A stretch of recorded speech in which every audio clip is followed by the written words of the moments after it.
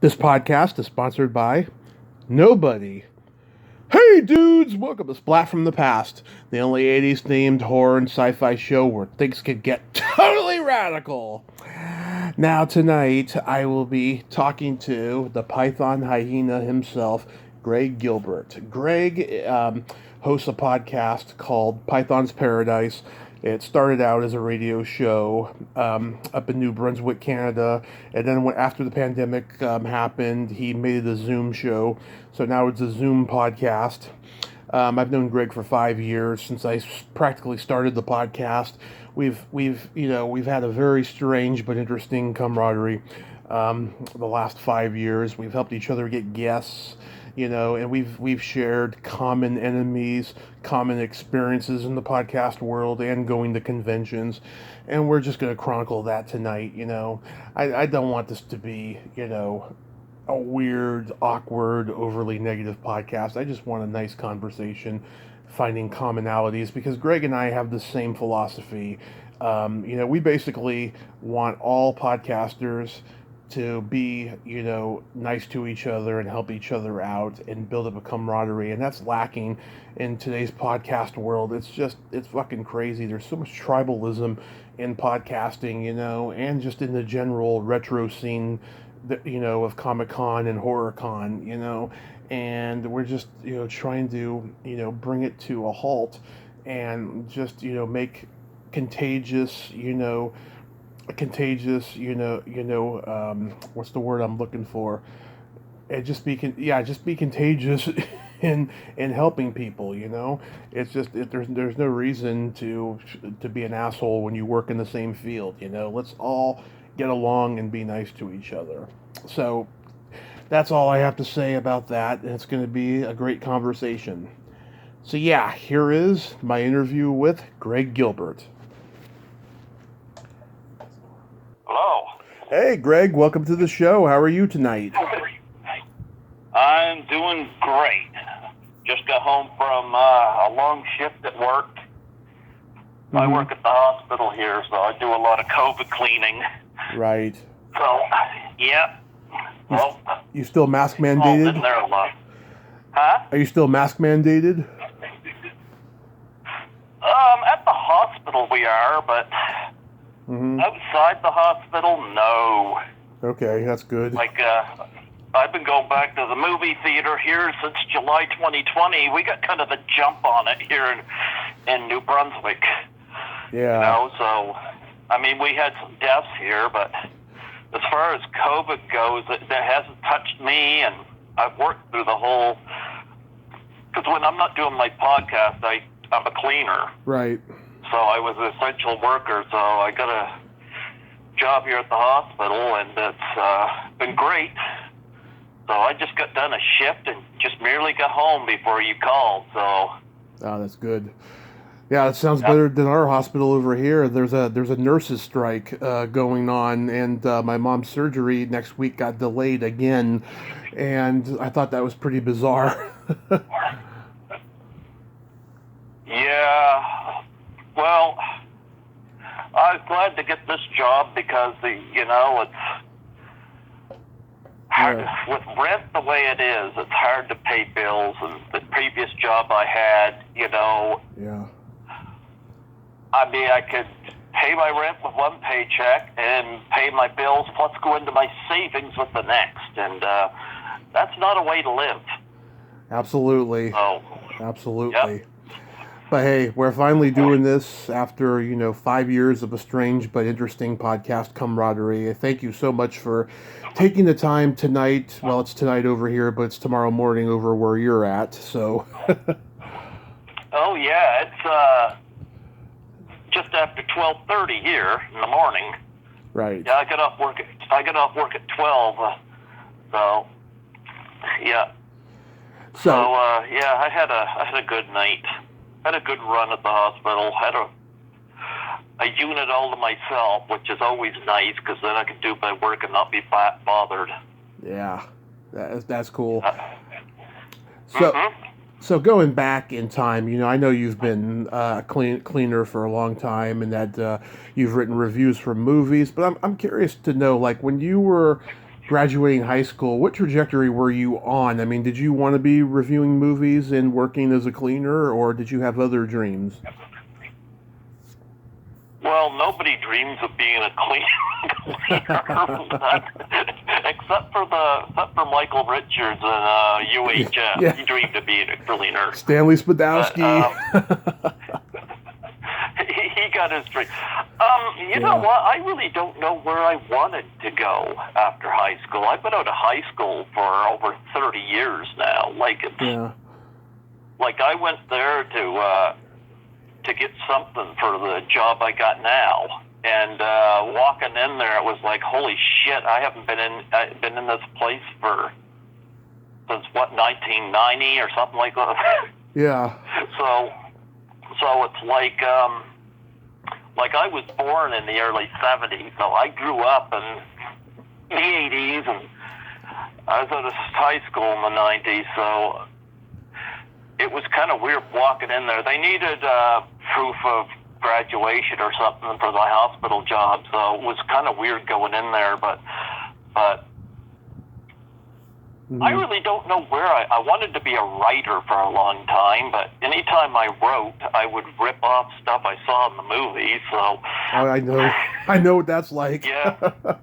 Yeah, but, I mean, I love... One of my favorite movies growing up, it was a major inspiration for me, and it's still one of my favorite movies, was the original Clash of the Titans. You know, I remember the stickers in the cereal box when that came out. So that was an inspiration for me, and I used to, actually I still do collect the Masters of the Universe origin figures, which are out,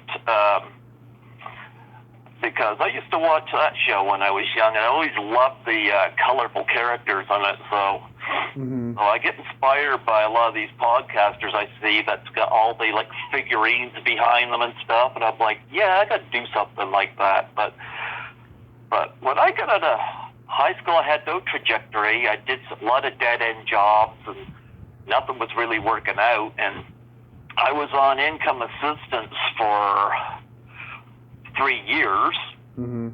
But I think what got me off of that is I was sent by my income assistance counselor to work at the park near my place. And I worked there from April to November of 1998, and not only did it get me up off my ass, but I got to buy my first first DVD player with the money I made from that, and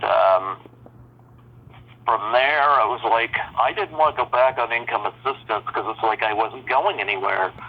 So I asked my father. My father worked for NBTel, which is our telephone company here, and he worked there for some 30 years. My grandfather operated a spring water plant, and when my grandfather was getting to the point where he couldn't operate it, my dad went from retiring at the phone company to working at the water plant, because that's who my dad was. Dad was always doing something, and I asked Dad if I could work at the water plant, and I didn't really want to because it was out in the middle of nowhere, but I wanted to make money again. So I worked at the spring water plant for 19 years and learned to operate that big machine that bottles those big blue water bottles that you see in the stores, and I loaded the trucks, and I got quite a bit bigger from that too. Yeah. Because I couldn't lift those bottles very well when I started. But when I was done there in 2017, and I remember the last day I was there was September 29th, 2017, because I interviewed Blue Lou from the Blues Brothers that day. Yeah. But I was there for 98. Actually, it was November 16th, 1998 to September 29th, 2017. Don't ask me how I know that. I just know that. Yeah.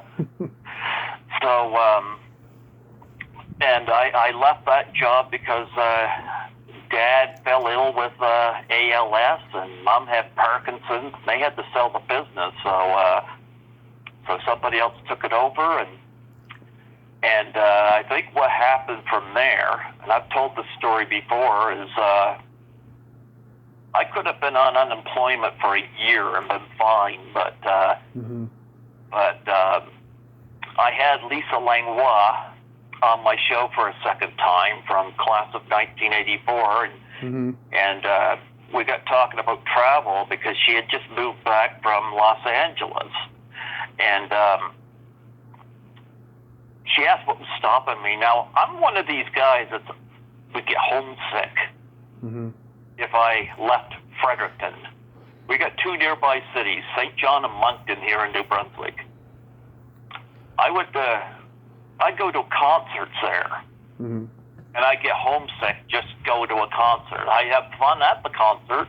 I saw Avril Lavigne a couple times. I saw and met Hillary Duff in St. John.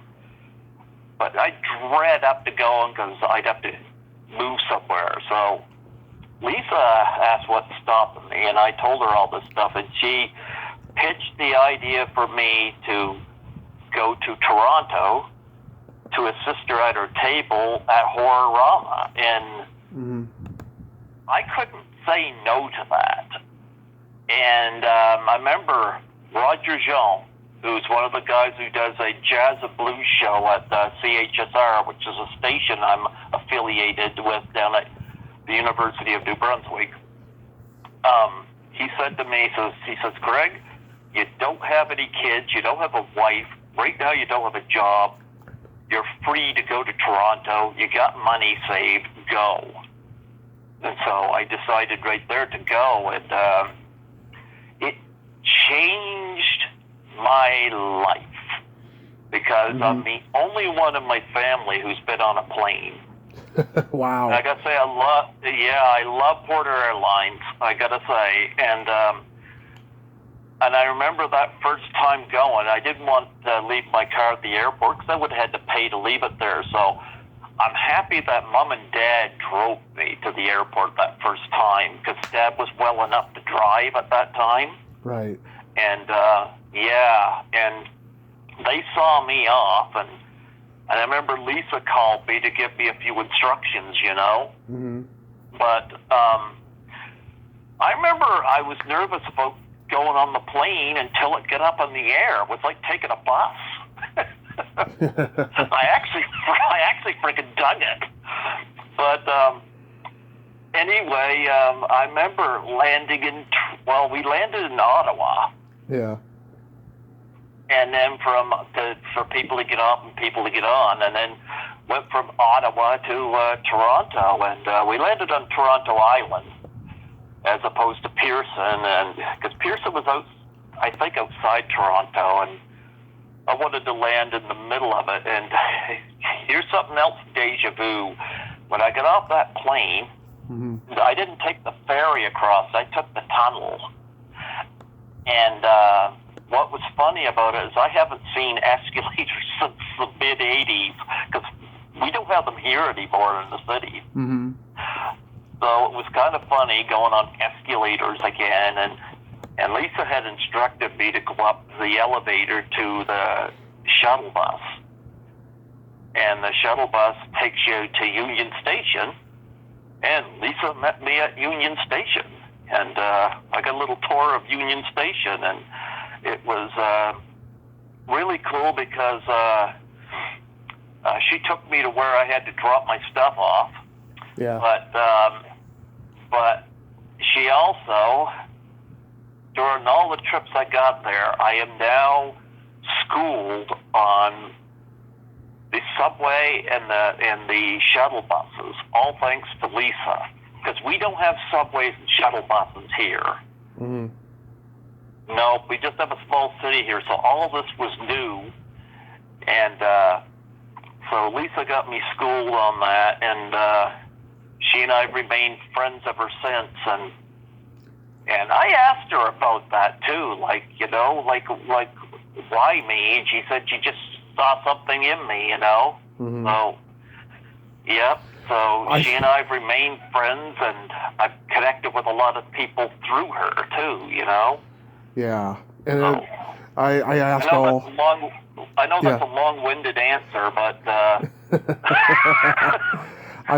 you're not the first and not the last. I've reviewed movies since 1996, and I still do it, but when I started doing the podcast part, like when I started at CHSR in 2005, I didn't start the podcast part till 2015. It was when I landed the interview with Tommy Wiseau. Right. And which I did through a former acquaintance. But after that, it was like, who else can I do this with? Because I had it just been Tommy Wiseau, I would have been one and done and fine. But it turned into this, and now I'm going to cons, and it kind of freaks me out in a good way. Yeah, I mean, before Tommy Wiseau, I mean, was someone else were you trying to get somebody else to be on the show, or was it just a fluke? It was a fluke. Like, I would go, like 10 years, like, I got Tommy Wiseau in 2015. I was at that station for 10 years prior to that, and my show basically consisted of me going in. I would open the show with the Avril Lavigne song, Together, which is my favorite song by her. Mm-hmm. And after that introduction, I would basically, I'd play songs every once in a while, but I would basically read film reviews off. Because I had a great big book of film reviews, and so, I mean, I still do that, but I don't really do much with it because I kind of found something here, so I wasn't really looking for anybody to come on the show, per se. It just happened that way, and I was very familiar with the room. It's got a very weird reputation, and Tommy Wiseau, I could honestly say I'm really quite honored that he was my first guest. I remember that night, that interview, because my program director, Mark Kilfoyle, I could see him in Studio A, because we were in Studio B. I could see him through the glass and looking in at us, given this look that almost seemed to say, who the fuck are you guys talking to? But it was cool talking to Tommy Wiseau, and I remember after that, I just like, can I do this again? And I remember my mind drifted to, like, I have an uncle that owned a video store from 1981 to 1988. And we used to go there and get free movie rentals. And I just went back and I thought about actresses I had crushes on growing up, you know? Like, would any of them talk to me? Right. And there were two of them that I went after right away. One was Adrienne King from Friday the 13th, and the other was Lisa Langlois. And I found it funny because it was a long weekend in May, and I got a response from Adrienne King, and I was at my brother's apartment. And I just kind of leaned back in my chair. I couldn't believe it. She said yes. I was like, holy shit, Adrienne's going to come on my show. And I heard from Lisa a little bit later. She came on the following month, and her manager arranged it. And she was at the time living in Los Angeles, but obviously she and I have became very, very good friends, and I owe a lot to Lisa because she has, because of her and her advice, I've got business cards. I've got a bunch of stuff that I do when I go to the cons that I do because of her advice on it. And she's given me a lot of culture awareness in Toronto. She would love to see me go to Los Angeles to do a con. I say baby steps on that because I don't have a passport. But, I mean, I'm just learning to go to Toronto right now, so Yeah. leaps and bounds, give me a little time, but I am going to go twice to Toronto this fall, which I am so looking forward to. And I will see Lisa. I don't know whether she's going to be at one of the cons, but I will see Lisa and the folks at Blood Opera. I'm looking forward to seeing them and all kinds of people. So the cons are fun. I remember, Tommy, that first time doing Horrorama. And that was run by Chris Alexander, who was an editor for Fangoria for a long time. And he's also a filmmaker. And Louis Cerez from Suspect Video, who has been on my show a couple times. And I got to know them. And I got to know so many people from that con. But how cool. Yeah. How so cool are the horror fans, you know? Mm-hmm. I had a Clockwork Orange t-shirt on, and this woman dressed as a demented clown come up to me, and she goes, I like your shirt.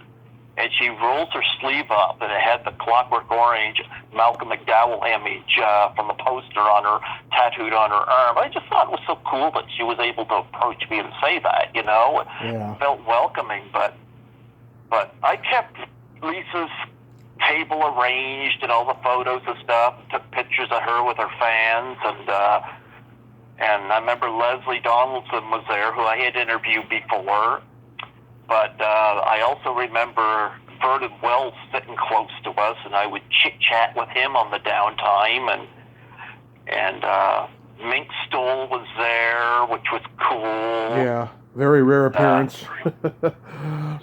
John, I can't seem to get her on the show though, but I did get her autograph and met her, and John Russo was there, John Harrison, George Romero's widow, Suzanne, was there. Love and, Suzanne, yeah. Carl Zitier, the composer of Black Christmas, was there, and also Ashley C. Williams from Human Centipede did her first con at Horrorama. And I have not seen Human Centipede, have no desire to, but she was really beautiful. I had to go over and meet her. And I did have her on this year, so she remembered me. But that's good. I remember. You want to hear a funny story about that first trip, though? Okay. I'll give you a funny, and this will be right up your alley, because I know you love the raunchy stuff. Oh, I think I know what story you're going to tell, the one about... I know what you're talking about. I'm going to share it on your show, because this was so funny. The restaurant one. Lisa's reaction to it was what made it. Okay. There was an after party for Horrorama that year, and it was called the Filthy Cabaret. Yeah. And it was being held at a strip club. But now, we don't have strip clubs here in Fredericton anymore. I remember we used to have one. I've never been to it, but we used to have one. Okay. But this one was being held at a strip bar, and a bunch of people went to the after party. I went, Lisa went, Chris Alexander was there, Louis Cerez was there, Leslie Donaldson was there, and we went there, and Carl Zitier played the keyboards while Mink Stoll sang the Filthy Cabaret. And afterwards, they had this drag queen get up on the stage. I forget what the name was, but he sang the song Lollipop. And he pulled this, it was actually a stuffed toy, but it was one of those, what are those things with the strings on the end of it that women use? Oh, shit. A tampon? Yeah, tampon. Yeah. It was a stuffed toy, and it had blood on the end of it. Yeah, of course, it was not real blood. And he twirled it above his head and let it go. It flew across the room, and it struck me in the shoulder, and it landed at my feet. I looked down, saw it on the floor, and I looked up, and everybody was staring at me.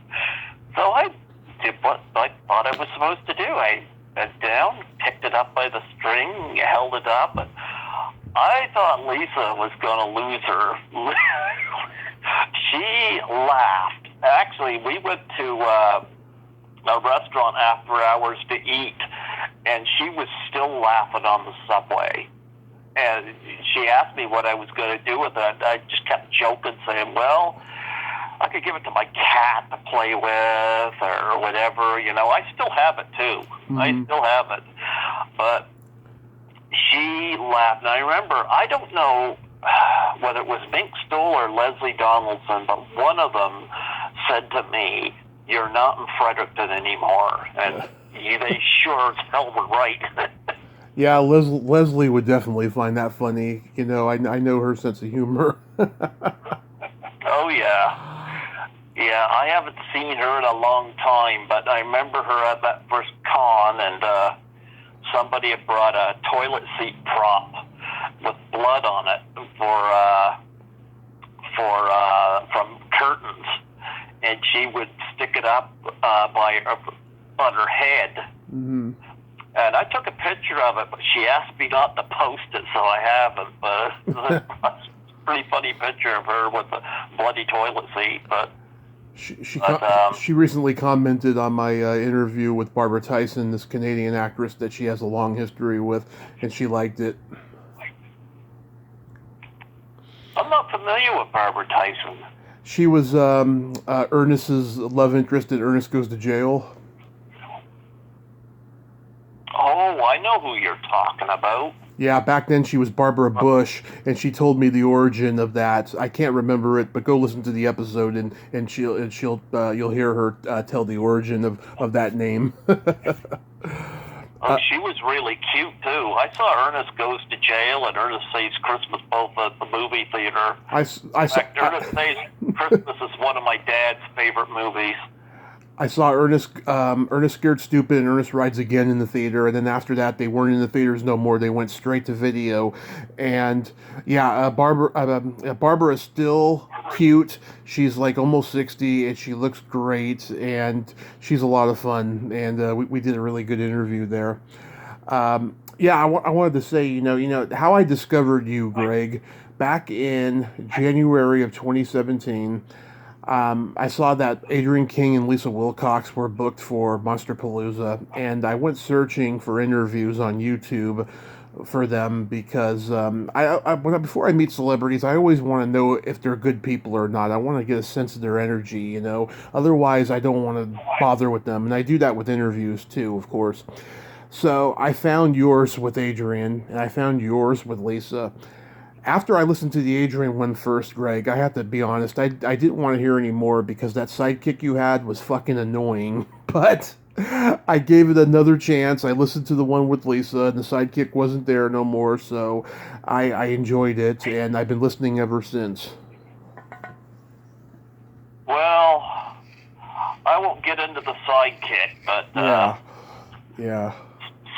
CHSR and myself had enough of that. I won't get into that in detail, but yeah, the CHSR took care of that. But that I won't get into. But it's Lisa Wilcox, though. She was the first interview I did at the time on Skype, and she was my first Elm Street interview. Mm-hmm. So she was a lot of fun. I haven't kept in touch with her. She was the first heartbreaking experience I had with someone at a convention, and it happened ironically at that convention.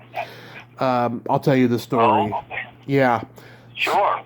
So, this was probably my fourth horror con I'd been to in 1 year. I mean, I went to 3 in 2016 after I was recovering from my car accident. I just did not waste time. I went to as many cons as I could. And so this was my fourth con. Had a wonderful experience meeting Adrian King and Tom Savini and Ari Lehman and all these great people at this convention, right? And they had a whole room full of Nightmare on Elm Street people, including Robert Englund. I didn't meet Robert until a year later because there was no way anybody could get in there to meet him at a certain point. I mean, everyone was there to meet him, and there was no way. You had to make an appointment, like literally. So I go to this room. I meet Amanda Wiss. I meet Tuesday Night. I meet Joanne Willett. I meet Ronnie Blakely, who it took me 4 years to get Ronnie Blakely on here. When I did, it was one of my favorites. She was wonderful. And then I meet Lisa Wilcox, and Lisa was setting up her table all by herself. No one was with her. She was wearing this nice dress. She was just so friendly and congenial. And we talked for a long, long time. I want to say 15, 20 minutes, right? It was almost like she was going to be my new best friend. And I made her laugh. I told her jokes, made her laugh, and just she appeared to like me.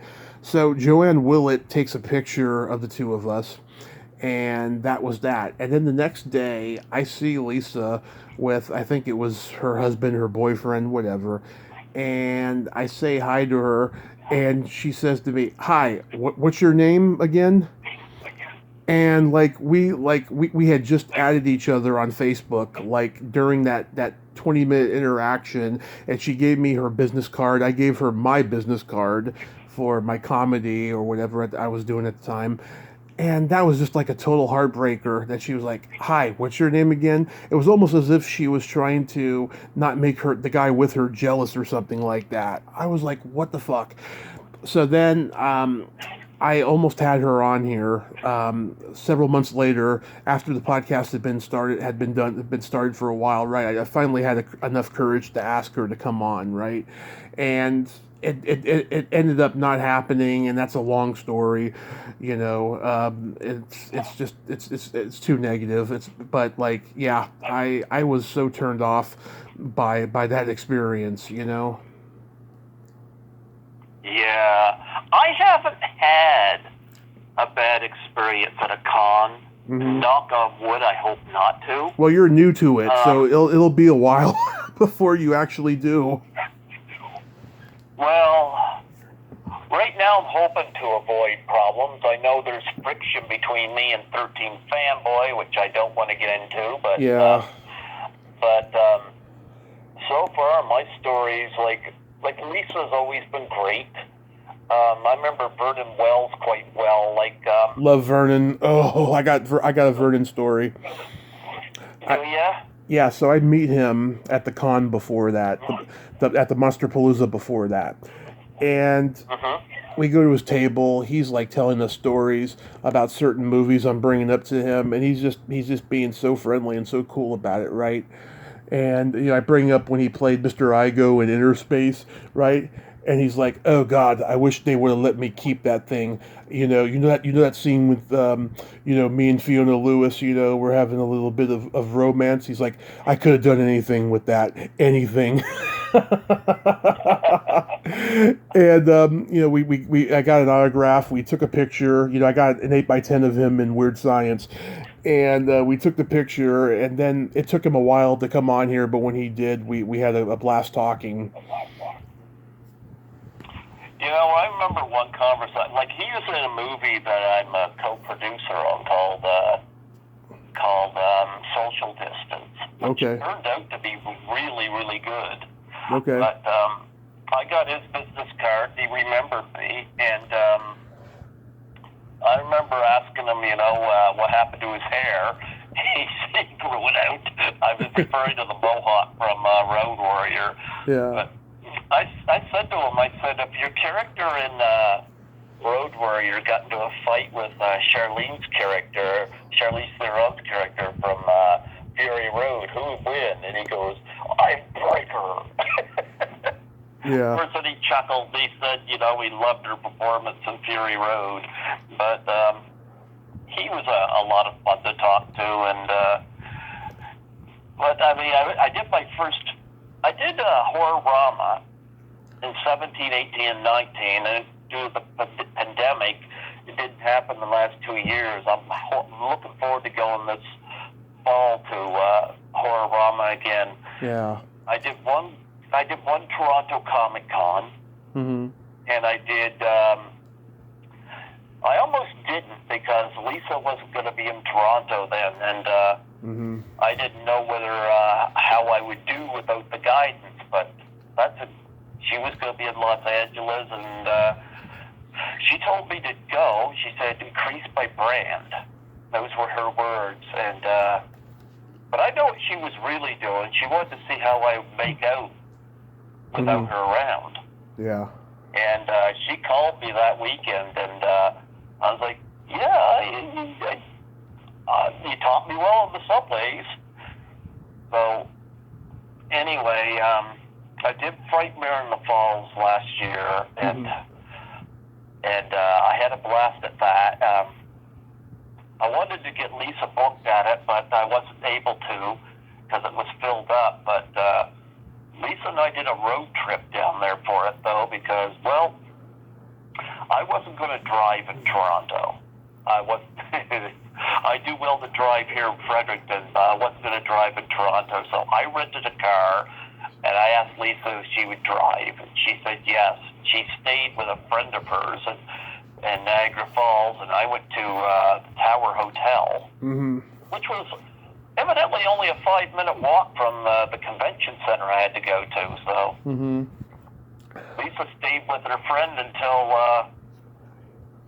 the convention was over. I stayed there. I had VIP for both nights, so.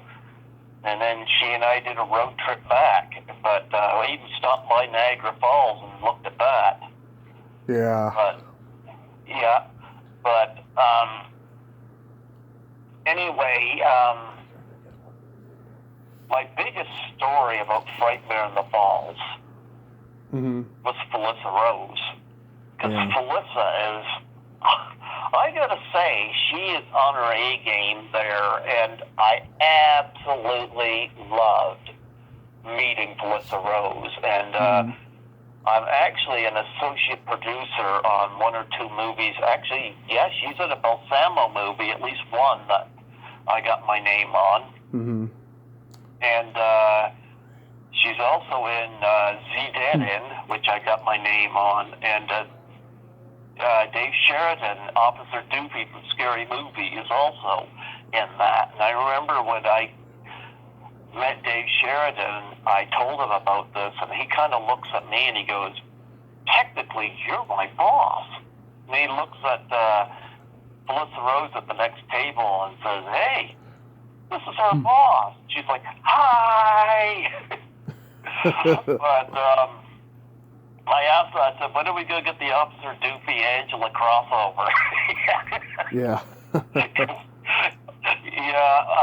I haven't had either of them on my show, but they do want to come on. And I remember I showed Felissa Rose the Doubtfire Face Challenge for Suicide and Depression Awareness that Sandy Johnson did and nominated her. Yeah.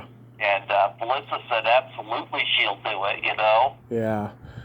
I don't think Felissa Another will... memory... Go ahead. Huh? Oh, no, go ahead. I was going to say another memory I have is I met C.J. Graham. I know C.J. And I haven't had him on yet, but if you message... I did... Oh, go ahead. I was going to say, what I did was, before I got to his table, I called Nancy McLaughlin because, like Lisa, Nancy's a good friend. And she's somebody I talk to regularly, and I called Nancy, and she happened to be up. And I said, "Hey, do you want to talk to C.J. Graham when I get to his table?" And she goes, "Sure." So I get up to C.J.'s table, and I said, "Hey, I got somebody on the phone that wants to criticize your roadside etiquette." Yeah.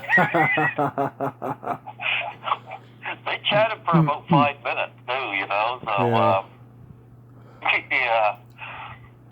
Yeah, if you message CJ's wife Ruby, I don't know if the rules have changed, but that's how I got him on here. I messaged him, and he told me contact my wife, and then I got him on here because of that. And his wife is so damn cool. I mean, she's awesome, and she'll get him on yours, I think. Yeah, I'll have him on, you know. Yeah. Right now, I think the only Jason I've had is Ted White. Yeah.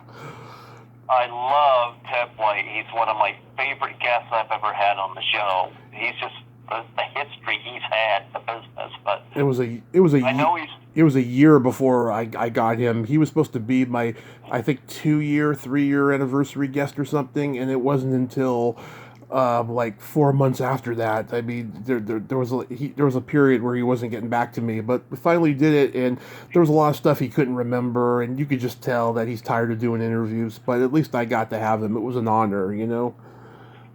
Actually, he's not tired of doing interviews. It's just that I know he's been having some health issues, and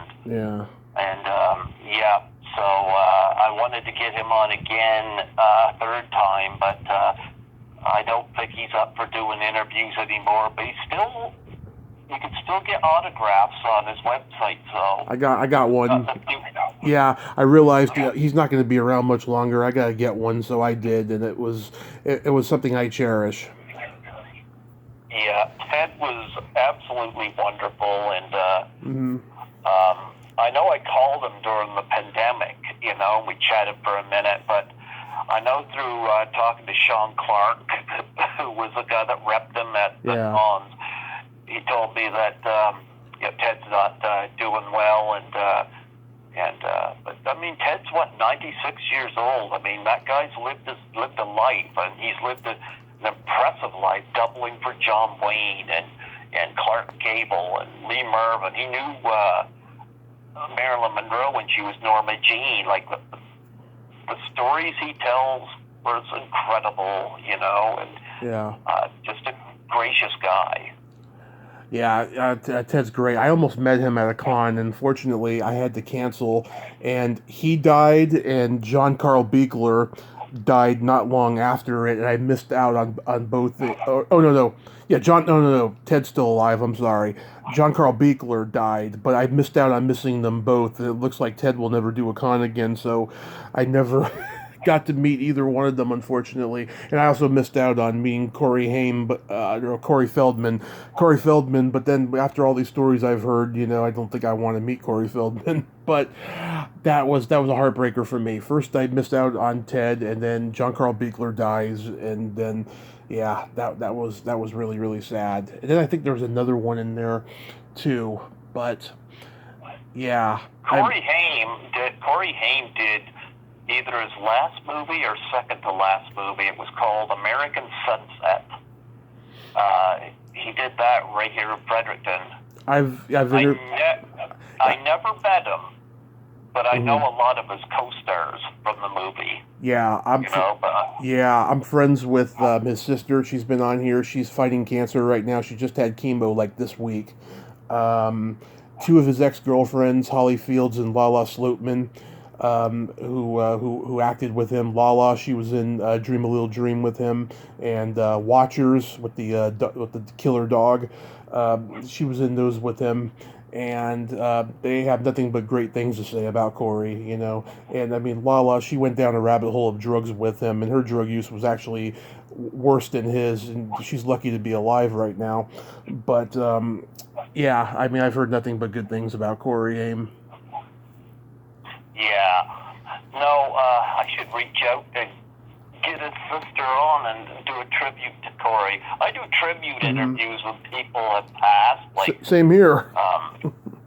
I remember the first one I did was with Zoe Tamerlis Lund from Miss 45, and I've done 5 on her with her widow. And God, you're obsessed. I've done a couple. I love that movie, and I'm still in touch with her widow, Robert, and I did a couple. No, I did 3 on Ray Harryhausen because I actually got Ray's autograph. He was quite happy that I had such a love for Clash of the Titans, and I still do. And I think the first time the station was impressed was when I got Alfred Hitchcock's granddaughter, Teresa, on the show. I remember the station manager at the time was Erin, and she goes, how did you get Alfred Hitchcock's granddaughter on your show? Yeah. And I said, Twitter. And I had Audrey Hepburn's eldest son on, and that was pretty cool. It's kind of my way of making them part of the show. And it's interesting the stuff you find out, I've had Roddy Piper's son and daughter on because, well, I don't like wrestling today, but I did like it back when. Yeah. And, Boris Karloff's daughter, Sarah. Same here. Ellen Lugosi Jr., Yep. And I've had Victoria Price. I know you haven't yet, but I've had those three. I'm working on her. I'm working on Victoria. Yeah, you'll love her. She's awesome. You and I, we both have had Karen Knotts, right? And she was we have. she was wonderful. But I'll tell you, I strongly advise and caution people about interviewing the relatives of dead comedians. They are so damaged, and they are just really, really broken people. I've talked to Harvey Korman's son. I've talked to Lou Costello's daughter. I've talked to George Carlin's daughter last week. It's just like there's this weirdness of like, they don't trust anybody, of like, everybody wants to talk to them because of who their father is. It's really, really sad and heartbreaking. And yet, you think, all they're doing is basically living off of their father's legacies. They're not really, establishing their own identity. It's really, really sad. Well, here's the thing. I have had Sam Kinnis's brother Bill on. Same here. He was great. I don't know about all of that stuff, But here's the thing, you're getting a chance to highlight somebody close to you, and like with Ray Harryhausen, for example, it wasn't a relative; it was somebody that worked closely with them, But I don't know. I would think people would be honored, But oh yeah, I've talked to people who were honored, to do tributes to certain people, and I'll tell you though, whenever I interview a historian to do a tribute about a dead celebrity who they wrote a book about, right? A lot of them will not talk to me again because I knew more than they did, and they were paid to write a book. Oh, yeah. Yeah, oh my God. There's this one guy, I won't say his name. I'm actually trying to get a close friend of his on here who's the daughter of a famous movie star. But so for 48 minutes, the interview was great. He was telling me, and he was being kind of arrogant about it. He was grandly telling me about his family history and, talking about the legacy of the people that he's written books about, and all that stuff was great, right? Then I start wanting to talk shop. I talk about, the people he's interviewed during panels at like film festivals and stuff and comparing notes. And then I'm like asking if he's ever had a bad experience trying to get somebody. He got really weird and defensive with me. And then he accused me of suggesting that he was a hobbyist because I said to him, do you have a book that you hope to come out in the future, right? And he's like, I'm writing a book right now. I'm not a hobbyist. It's going to come out. And I'm like, hey, calm down. We're in the middle of a pandemic, Some of these books are not getting released, A lot of people I know have had books that have been delayed because of the pandemic. And then he calmed down and said, okay, well, this it's going to come out this time or whatever, But I just thought that was really weird that he got like that. He's like one of the most weirdest and difficult interviews I've had, It's been okay with me, but I think the most difficult interview I had was, I think it was back in January. I have one that made me really uncomfortable. Was with Peter New, who was in that shitty 2006 Black Christmas remake. Oh God! But I found him, and we had a good chat. I was happy to have him on. but he was also involved with Scooby-Doo Monsters Unleashed. And I asked a question that I didn't even think was wrong, but he took it the wrong way, and it kind of threw me off guard. I asked if Sarah Michelle Gellar was as beautiful in person as she appears on screen. Now, I've asked that question to other people. Oh, my God. Other women, and I mean nothing by it. But he got very offended over that question. Oh, my God. And was raking me over the coals over it. And I had to find a way to get the interview back on track. But then it got weird a second time, because he was in British Columbia, and I asked him what the pandemic was like there, and gee, I shouldn't have asked that question, because he got talking about having his 3 shots and whatnot. And I said I have my 2 shots, I did not have a booster. And then he tells me I should get the booster. He says I'm infecting people around me, or blah, blah, blah. I'm like, look, you know what? Like fuck this. And it was very uncomfortable. I had a similar experience, Greg. Similar. I interviewed Michael Baldwin from the Phantasm movies, or at least he was in the first one, and then the third and stuff. He was a kid in the first one, right? Yeah. I interview him, and I asked, first, he seemed a little bit uncomfortable that I was asking him about his interest in jazz music, and because I saw it on his IMDb, and, he's always talking about Phantasm and horror or whatever. I wanted to, talk about something new, and he seemed uncomfortable by it. Then I asked him a question pretty similar to what you just described me about Sarah Michelle Gellar being beautiful in person. I asked him about Kat Lester. I said to him, was Kat Lester the girl that all the guys, was crushing on the set of Phantasm? And he said, hey, that's too personal of a question. She's a good friend of mine, and I refuse to answer that. And I'm like, okay, no, I didn't mean anything by it, I just wanted to know, because she looks exactly now the way she did back then, 40 years later. I mean, she is gorgeous, and she's like a burlesque performer or something.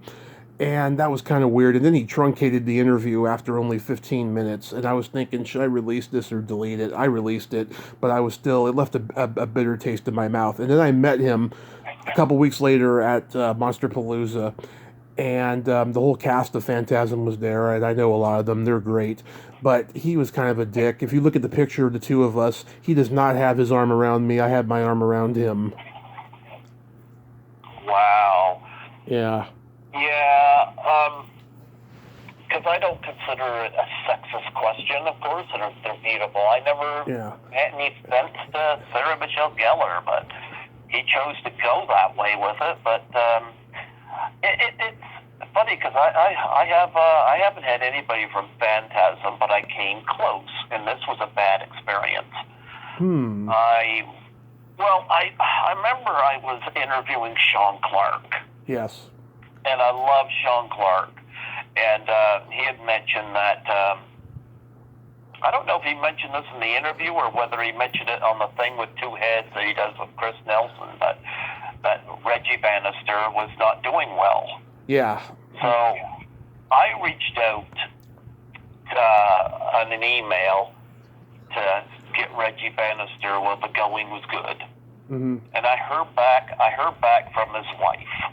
I love Gigi. And go ahead. Well, I wish I could say the same, but yeah, we had a talk.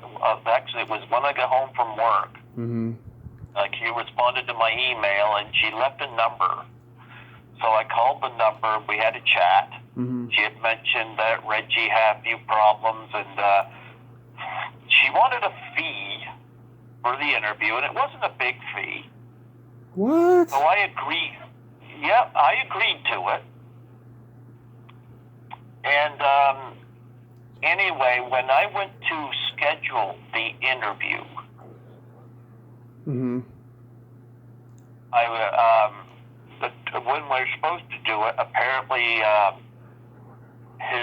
whatever he's got, I don't know what it was he has, but yeah, I think he's got a little bit of dementia or something. get something like that, you know. Yeah. And, but I had to reschedule the interview because stuff was acting up with it, which I was happy to do. Yeah. But anyway, I sent her a PayPal with the fee, and I did not realize that the PayPal got refunded because I asked her a couple times, you know, can we reschedule?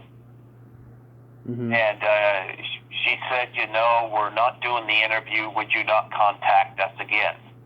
What? Yeah. Okay. And I haven't contacted them again either. It's like, okay. But I didn't realize this until I was doing a PayPal with somebody else that the money was refunded. I had no idea. Okay, I didn't get an email saying it was refunded, so. Okay, when was this? Oh, this would have been probably last year. Okay, because, all right, Gigi and Reggie have been on here twice, and Gigi and I were going to do a solo one, just the two of us, because we both come from similar backgrounds of dysfunctional families and stuff, and we wanted, I heard her do a radio interview where she went into depth about it, and I asked her to come on here and do it about me. She said, absolutely, I would love to do that. And then she made a couple of excuses, including that she was doing some volunteer work for her community, and that it wasn't the right time. And then, of course, I'm seeing the statuses about Reggie by this point, and I was like, okay, no harm done. And then I was thinking about touching base this week, but after you told me that is just uncalled for and weird. Like, I didn't have to pay nothing to fucking have both of them on here. That's weird. Well, you know what? I think it was. I don't remember now. It wasn't a huge price, you know, or something. Like, it wasn't something I couldn't have done. And since Reggie wasn't doing well, I had no issue doing it, you know. Yeah. But I mean, I'd have her on, Tommy. I mean, you're not offending me by having her on, but I will reach out to her again. I wish Reggie the best. I'm sorry that he's going through some health issues. Yeah. But I just think that's fucked up, you know. And you know, I remember I met them at the last Monsterpalooza I went to before the pandemic, you know, and like, you know, I was trying to get Gigi's attention. She was all over the place, and there was a lot of confusion between her and somebody, and I was just like, you know, trying to politely say, hey, you know, Gigi, it's me, and she's like, oh, I know, and she's like, hi, Tommy, and then she came over and gave me a hug, and then that was it. And then I went to Reggie's table, and he was by himself, and we talked for a few minutes, you know, but. That's just fucked up that you had to pay a fee. I mean, that's just I don't understand that. Well, she said that having Reggie on would bring a lot of viewers to my page and whatnot, which, frankly, I think I'm doing okay. But look, you know, I don't mind giving to a charity. Like I did that with Nancy Allen. You know, Nancy never asked me. I still haven't heard from her, by the way. I found her email. Yeah, sorry. I found her email, and I emailed her, and I haven't heard back. I'll try back, you know, in a few months, because I got other people I'm trying to coordinate with. But yeah, you got Nancy, and then you got Jessica Harper.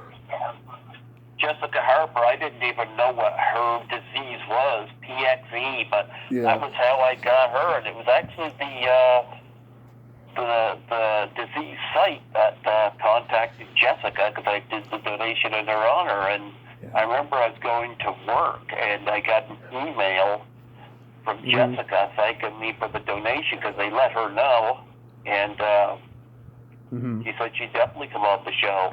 But I don't mind helping a charity. I'm totally for it.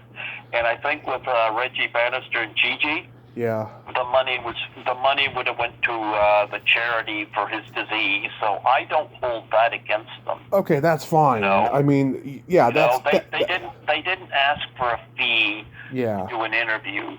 They just mentioned his condition. It was a donation. I agreed to it. So it wasn't out of selfish means. Yeah. It was a donation, is what it was. Yep. So I was happy to comply with that, but I totally get it. Afterwards, like I think she had done the refund of it. Mm-hmm.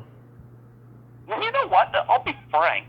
But Had she just been polite when she responded, I would have let her keep the money. But that's weird, though, that she refunded the money and said it's not going to happen. Well, she refunded the money, but I didn't know she refunded the money because I don't know. I was on there doing PayPal for somebody else, and I discovered it. I didn't get an email or anything saying it was refunded. Here's a fun question I have. Yeah. Here's a fun question I have. You've told me at least one of these that I can remember. Who have you had scheduled and then they either canceled or they just didn't come through and you never got to talk to them? Well, Reggie Bannister was certainly one. Well, one, you mentioned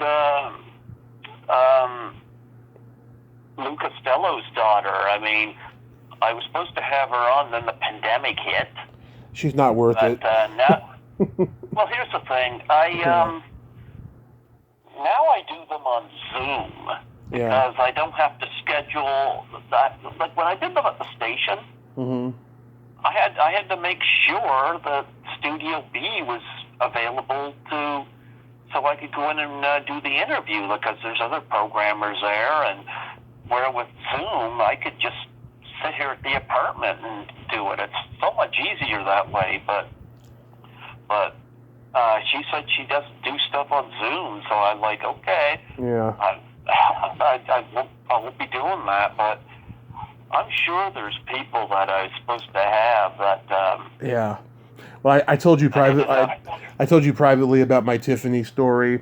I've had at least 10 people say yes and then cancel, and I find out that they're all Scientologists, and I love sci-fi, which, I bring it up at the beginning of the show, the horror and sci-fi show. Like Jesse Vint, from Bobby Joe and the Outlaw. He did that to me. Suzanne Snyder did that to me.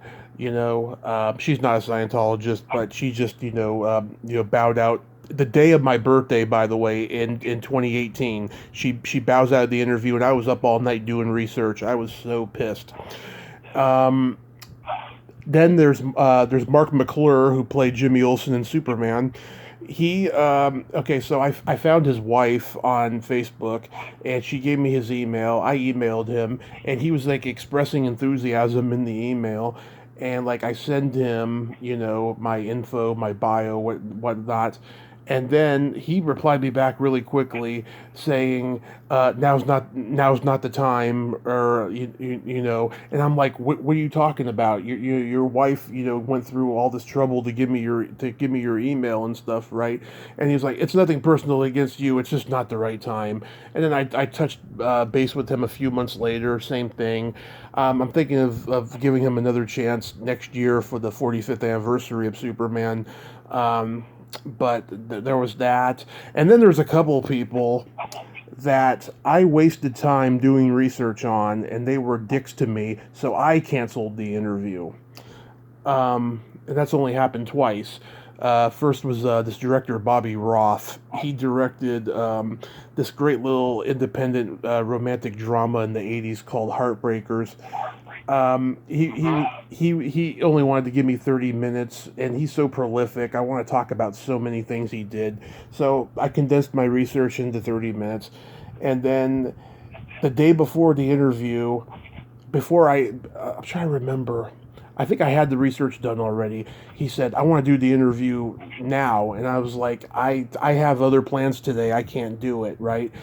And then I didn't hear from him, and then I just thought, you know what, I'm not going to do this interview. That's just, that energy is, I don't like aggression, bullying. So I canceled the interview, and it didn't faze him. I found out later he's married to Pamela Springsteen, Bruce Springsteen's sister, who was in the Sleepaway Camp sequels, and she's an old friend of my dad's. Had I known that, maybe he would have been nicer to me, but, everything happens for a reason. And then back in February, I canceled an interview with Robert Shields. I don't know if you remember Shields and Yarnell. Do you know who they are? What was he in? Okay, so he was the mime in that Francis Ford Coppola movie, The Conversation. Oh, I'd love to get somebody from The Conversation. I love that. Same here. I love Apocalypse Now and The Godfather, The Yeah. Conversation. So him and his ex-wife, Laureen Yarnell, she was Dodge Matrix and Spaceballs, in the costume.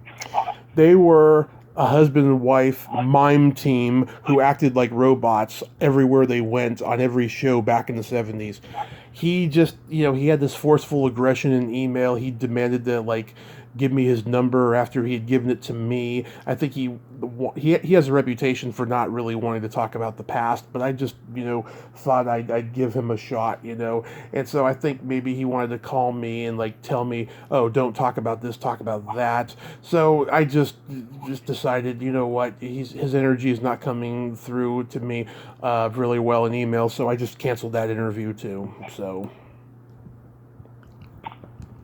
Yeah, I don't like to cancel interviews. I can't think of any off the top of my head that I had to cancel. I've had some have come close, but a lot of it had to do with scheduling. But where I work at the hospital, being on call, it can be trying, But you and I have had those weird experiences with D.W. Brown. Yeah, you know what? It's funny. I don't know who put me in touch with him, but... I think it was maybe Joanne Barron, because she was on your show. Oh, yeah. I had Joanne Barron on my show, and she was great. Yeah, maybe it was she that put me in touch with D.W. Brown, and I called him and had a nice conversation with him. Mm-hmm. And he remembered Lisa from Joy of Sex, and I told him that she and I are friends, and...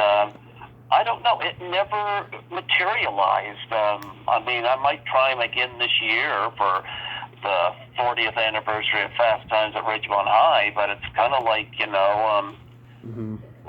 I will hold it against him, but it's like there comes a point where you think an interview's going to happen and you're just not hearing anything, and I don't know what's going on his end, but Joanne Barron was fine, yeah. Well, like I said, go check out those other Fast Times people, because they're great too, and they're happy to do interviews. So many great movies came out in 1982, 1987 that I'm chronicling this year. Going back to Ernest, I have I think my third guest from Ernest Goes to Camp next week for the 35th that I'm pretty excited about, and I'm going to chronicle some summer camp movies in the horror genre, Friday the 13th Part 3 and Madman, and who else? I'm trying to remember. There's a couple summer camp movies I'm going to chronicle this summer, so I'm excited about that. Yeah, absolutely. Fast Times, I got to reach out to them eventually here, I've had Kelly Maroney on, and I really liked her, and... yeah, you told me that story. Yeah, I love Kelly. Amanda Wiz I had on with Tommy Hudson when they were promoting the ID. Yeah. I don't know whether she'll come on my show. I'm not going to take it personal. I just get a weird vibe that she don't want to do interviews. I don't know. Maybe I'm wrong. Maybe I'm just overthinking it. But. She won't do my show either, man. I would just move on from her. And like I said, go for some new ones. There's a lot of wonderful people, and I've been so lucky to get a lot of them, from each movie that I love, and just, test the 31 flavors, as I say, because I'll tell you, you and I, we've had our run-ins with the horror community, and only 2.5 years ago, I found out just how fucked up a lot of them are. There's a still photographer I'm friends with. She's married to a famous, I wouldn't say he's famous, super famous, but he's well respected in the horror community as a director and special effects makeup guy. We become good friends. She has told me stories off the air that are cringeworthy of just how fucked up people in the horror cons in the business is. I mean, it'll make the hairs in the back of your neck stand up. It is awful. You know, these people, these actors, you know, a lot of them did not want to be associated with horror for many years until the convention circuit blew up, and now they found a new way to make money off of their glory just for the money. They don't care about horror at all. If something else was popular, they'd be into that or trying to. You know, the actors are very narcissistic people, man. Yeah, I've had a few that I definitely recommend. Like I mentioned, Vernon Wells and Felissa Rose. When I was at Comic Con, there were two that stood out that were really grand. One was John Rhys Davies, from Raiders of the Lost Ark. He was an absolute grand individual to meet. He would always ask everybody what their name was, what they did. And I remember when I got my picture taken with him, he put his arm around me and he did like the little piano thing with his fingers under my side to get me to react. I mean, he was just a great guy. And the other guy that I met that was so much fun to meet was Corbin Burson. Like, I guess his handler taught him how to do selfies, and he was just going right deep with doing selfies. He was great to meet, you know. Yeah. I haven't met anybody rude, you know, but I do know. Yeah. I know there's some people that I've been involved with their movies. I won't mention names. Yeah. that do not have. They don't deserve to have my business. Yeah. Like when I give $3K of my money to a movie, and then get pissed all over a suicide and depression challenge. That pisses me off, you know. And those people, they do not deserve any more money from me, you know. Being a horror star ain't easy. I'll tell you. You know, the first time I met Ken Sagos, I thought he was a dick, and that's a funny story. I go to my third horror con, Sinister Creature Con in Sacramento. It was in its second year, and no one was going to it. Now it is busy when you go to Sinister Creature Con, but in 2016 there was very very very few people there. Right, so me and my friend, we get there, we meet Felissa Rose, we meet Jennifer Rubin, we meet John Kassir, who was the Crypt Keeper. And I become friends with those people, and everything was awesome, right? Ken, I think he was the first, maybe, was he the first person I tried to go meet? Ken was packing up his table early because no one was coming to his table because no one was at this con, right? So I go over and he's packing up shit with his handler and he is mad. I mean, really mad, right? And I come over and he says to me, and he said, "Sorry, we're packing up. I got to get the hell out of this con. There's like no one coming to my table here and stuff, right?" And I said, "Well, I'm here. I mean, can I at least get something?" He's like, "No, man, I'm sorry. This is not a bad time. I have to get out of here," right? And I was like, I was thinking, what a dick, right? A year later, he goes to another Sinister Creature Con. They started having two the next year, and I went to the next one. And he was very nice to me. And then I got him on the podcast in 2020 for Halloween. On Halloween Day, we did it. And he opened up to me about his stand-up comedy career. He does not like talking about it publicly. I heard him do it very briefly in a previous interview, but I wanted to go more in depth with it. And he told me on the air he was so comfortable doing that with me because he knew I did stand-up. So he told me all about that stuff, and now I love Ken Sagos. I don't think he's a dick at all, and I just donated to his campaign, and he sent me a thanks, and I love Ken Sagos. But the point I'm trying to make is, you know, just being a horror star ain't easy, and sometimes you will get a star like that on a bad day, you know. But Ken's one of the few that I actually met that was a dick, but then redeemed himself afterwards. Yeah, Ken, I had on the show this year, you know, he was great. Yeah. He was absolutely great. Yeah, No, I think some of the people that I've had bad vibes with online, I don't think there's any way of healing it, you know? Yeah. I've had some damage done to me, you know, by some people that just didn't give a shit. So, Yeah. yeah, As far as negative experiences go for me, I mean, I tried to meet Christy Swanson once, and she had this operative hierarchical snootiness to her, and I just walked away, didn't get nothing. And I was looking forward to meeting her because I was a Christy Swanson fan before the interaction, and consequently, she's a Trump supporter on Twitter, and she's been banned. So that tells you who she is. I met Danielle Harris, and she wasn't very receptive that day.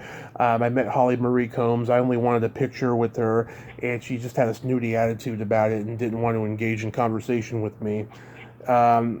Candy Clark, she was bitchy to me, and I tried to get her on here. She wouldn't do it. Charles Fleischer, of course, you know who he is, the voice of Roger Rabbit. He was kind of a dick, and I know a lot of stand-up comedians who came up with him in stand-up and said he's kind of a dick, though. But I've seen him on podcasts where he's just hilarious, and you know if he's comfortable with you, he'll open up to you and he won't be a dick. So I'm considering getting him on here and just forgetting about that interaction with him. If you see that picture that I took with him, you know he doesn't have his arm around me in that picture, but it's pretty damn funny just how pissed off he looks and not wanting to be there. Wow. Yeah, Danielle Harris is supposed to be at Frightmare in the Falls this year, and here's what I generally do now when it comes to cons, because they can get terribly expensive. Yeah. And, so I've been told by James Ponce, one of the promoters, that they're going to have, I think he said something like 24 guests.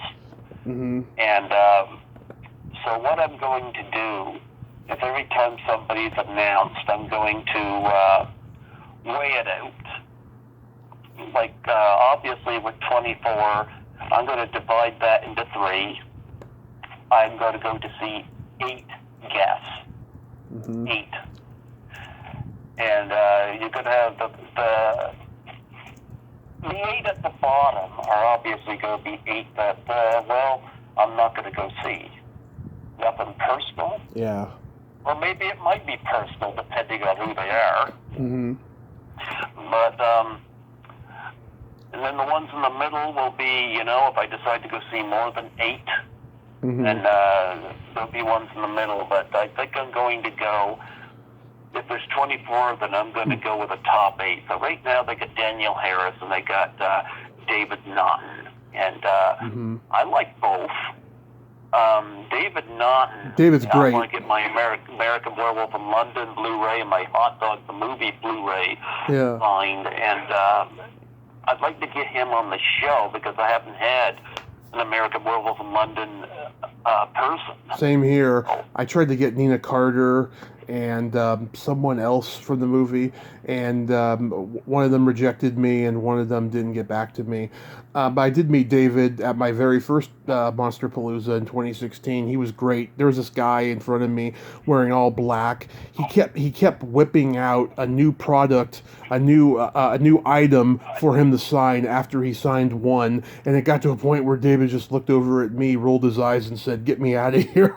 And so the guy, after like 4 things signed, you know, he left, and then David and I talked, and he told me a story that made me roll. So he did this movie I used to watch called Wild Cactus. It's a late night erotica thriller, and the girl who plays his wife, and he has sex with her on camera. He like pours maple syrup on her and licks it off of her, right? He told me she fucked literally every guy on that set except him, because he said they had like a brother and sister relationship, and he says he'll never understand why he was the one that was spared. He said, and I said to him, at least you got to lick her on camera. He's like, that's true, but oh my God, we all had a crush on her, and all of them got her, but him.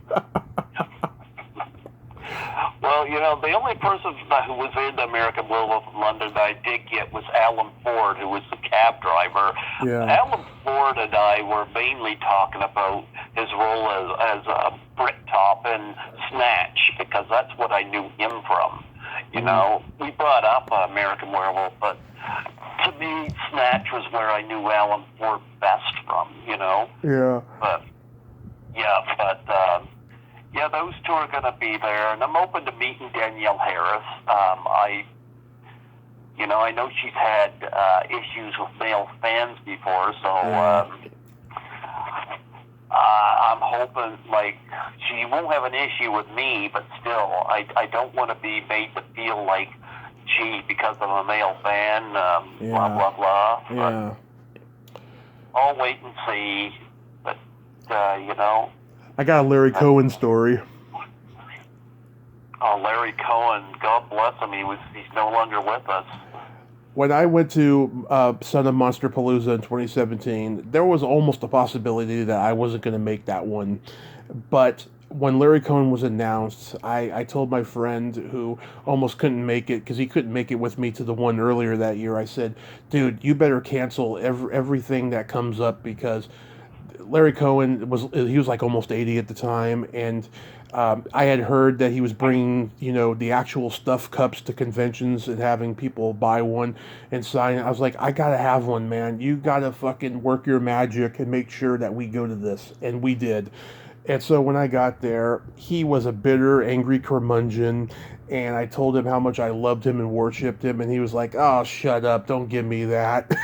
and Lorraine Landon, they were pretty much companions, leading up to his death. She was at the table next to him, and she was like, Larry, don't talk to him like that. He loves you. Oh my God, I am so sorry. He has such low self-esteem. Don't take it personal. I'm like, I'm not. I'm actually thinking he's hilarious, And I got the stuffed cup, and he signed it. She signed it. A year later, I met Paul Sorvino. He signed it. And I hope I get more signatures in the future from it. And I love, it's my most prized possession because I love the stuff. It's one of my favorite horror movies ever. I keep it in my closet to make sure nothing happens to it. Oh yeah, one of the things I do like too, and I love it when this happens, is when they give you a hug. Yeah. There are some celebrities who are huggers, Yeah. And it's pretty cool when they do that. I remember Lynn Lowry, she was a hugger. Mm-hmm. And I remember meeting her, and she was one of the first people I met at the 2018 Horrorama, because I remember Shivers. She was just so gorgeous, and she's still beautiful. And that was the first time, too, that she gave me her email and phone number right there, which was kind of brave, but I never called her. Yeah. But I think I was her first podcast. Yeah. And, I was her second, and she almost didn't want to do it because she thought it was going to be on Zoom, and I said, no, it's audio only, and then she wanted to do it. Yeah, I asked her to come back on this year, and she mentioned that too, because it takes her a while to get ready, and but that's okay. Everything's good. I was happy to have her on, but she didn't mind on Zoom because during the pandemic, there was a lot of, I got some signed Blu-rays of pictures from her in the mail. Mm-hmm. But when I met her at the con, I got sugar cookies signed. She had that there on our table, and a bunch of photos of her. I spent a lot of money at Lynn Lowry's table, but she was a hugger. And another one who was a hugger was Felissa Rose. Yes, Felissa is a hugger. She gave a nice... I'm going to tell you something I loved about Felissa is... I told her I got a picture signed for my brother, Andrew, who is my manager, and Andrew was taking care of our folks because Dad had ALS and Mom had Parkinson's, so Andrew was taking care of them, and I said to Felissa, I said, I want this signed to my brother, he's taking care of my folks, and she offered to to do a shout out on my phone to him. Mm-hmm. He didn't charge me for it. I thought that was so friggin' cool. Yeah. Yeah. I'll give you, an abbreviated version of the thing with me and Felissa. I mean, yeah. I mean, the first time I met her was at that Sinister Creature Con in 2016, and it was a wonderful experience. I got an 8x10 of her as Angela, and then she said to me, can I give you an adult picture of me for free? And I was like, absolutely, right? So she signed like near her breasts on the picture, and so I got 2 pictures for the price of 1, and we just had a great talk. We had a common friend in Jewel Shepard, who I mentioned to her. We did a little shout out video to her, which is available on my YouTube channel. If you go to all my oldest videos, it's like right there at the top, and it's pretty damn funny. And I told her, I'm a screenwriter, and she's like, "Oh my God, will you email me your newest horror script? I would love to read it." And I was like, "Absolutely." And so I did, and I never heard back from her, right? And I was like, I want to make a movie, and I want to get Hollywood people involved and stuff. And as time went on, I never heard back from her, but I was always emailing her and saying hi and say, "Hey, have you read my script?" and what have you. So I start my podcast that following May. And then I start trying to get her on the podcast, and she said her and I had an arranged day twice, and she never ruled through either one. And then the irony of irony, I get Catherine Cammey from Sleepaway Camp on here, and she told me she had to get approval from her manager, who's Mike Perez. And at the time, that name was very familiar to me because Jewel Shepard, who I had met at my second Monsterpalooza in 2016, she had just been dropped by him, and there was all this controversy on Facebook between her, Beverly Randolph from Return of the Living Dead, and Mike Perez. And I actually bantered with him back and forth and didn't even realize it at the time. So she gets approval from him, and we do the interview, and it was great. And I thanked Mikey. I thanked him, and we connected on Facebook and everything. That following summer, I message him and say, "Hey, can you get Felissa on the podcast?" And he messages me back, "Hey, Tommy, good to hear from you. Felissa is extremely busy at the moment, but I promise we will get her on this year." So I go to the next Monsterpalooza, which is the one before the pandemic, and I meet Mikey. He's there with Ray Wise. That's his client, from Swamp Thing. And I had a nice, pleasant conversation with Mikey. Everything was great. And then a few weeks later, I email him and say, "Hey, can we get Felissa on to be my Halloween guest this year?"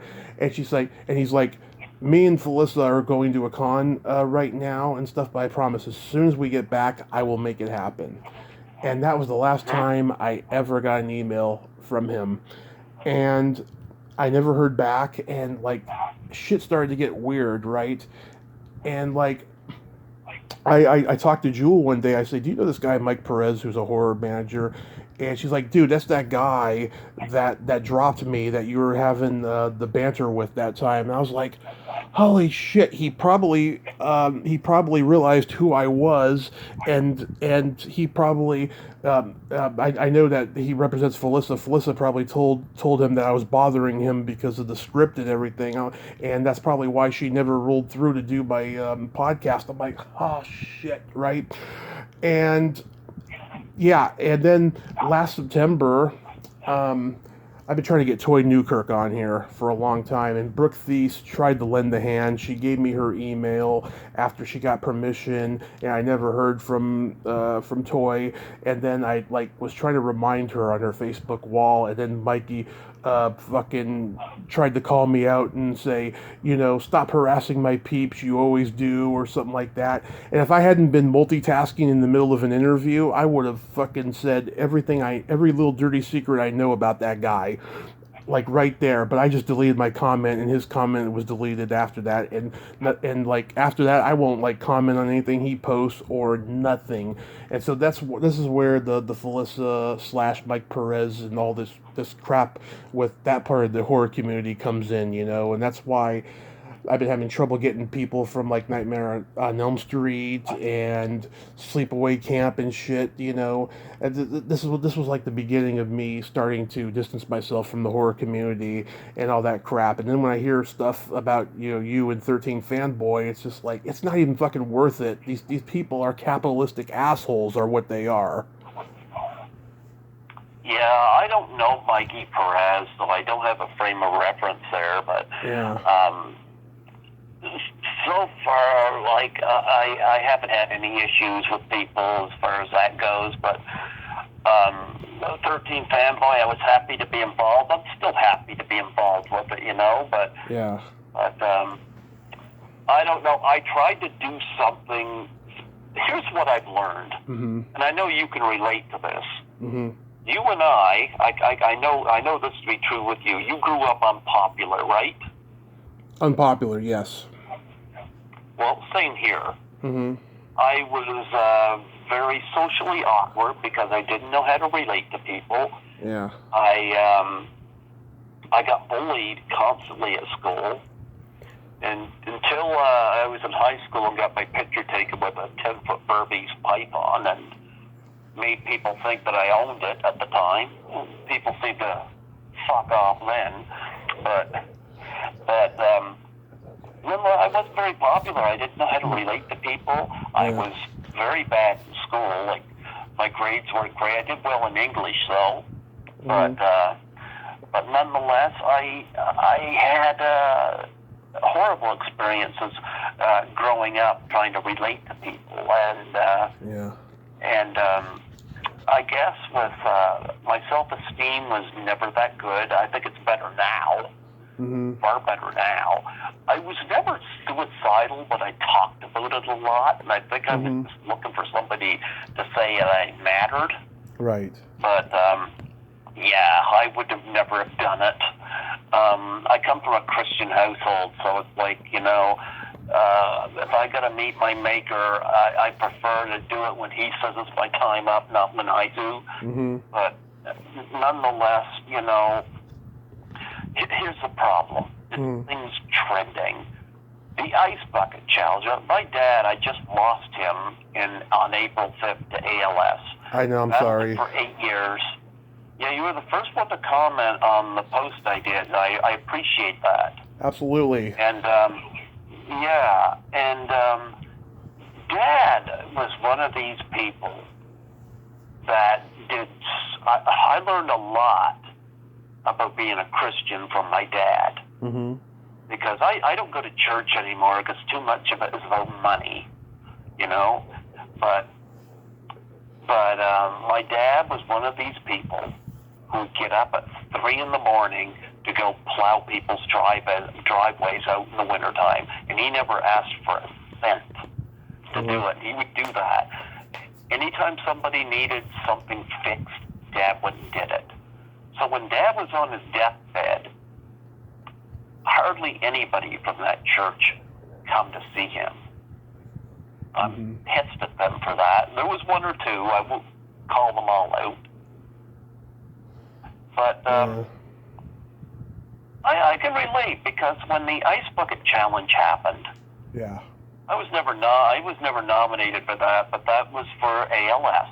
Mm-hmm. And a lot of people didn't even know what the fuck ALS was. Well, yeah. I know full well what it is now, and I was at my dad's the morning before he passed. The only thing his pinky finger was twitching, but I got to say my piece, and I was at work when I got home, I turned my phone on, and there was text from Andrew saying, answer your phone, and I knew what it was, but when the Ice Bucket Challenge happened, I was naive to the fact that people only did it because it was trending. Yeah. I was naive to that because I saw all these celebrities do that challenge. Mm-hmm. You know, and every day you'd look to see who did it. So, after Robin Williams sadly left us, and I loved Robin Williams, but after he left us, another challenge came out called the Doubtfire Face Challenge. And it involved something I used to enjoy when I was young. I used to watch Nickelodeon and stuff. I love that kind of humor, and that's involved the pie in the face. Yeah. And so that one, I didn't start it. Mm-hmm. I don't know who started it, but I took it and ran with it because it was about suicide, depression. Well, I'm on antidepressants now. I know all about depression. In fact, I'm actually coaching an actress right now who will remain nameless, who is going through depression because she lost her stepfather. Mm-hmm. And she knew I had beaten depression a couple of times. And she contacts me when she needs to talk to somebody. And anyway, I thought it would be a great idea to see if I could get some of the people I interviewed to do the pie challenge. Right. And I've had some luck. I mean, Lisa Langlois did one. Mm-hmm. Actually, Lisa did one with me in Toronto, but she did one when she lived in California.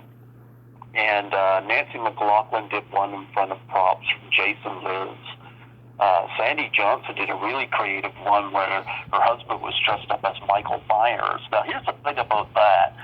Sandy posted that one after the lockdown and to cheer people up, and I could not believe the enormously positive response she got to it.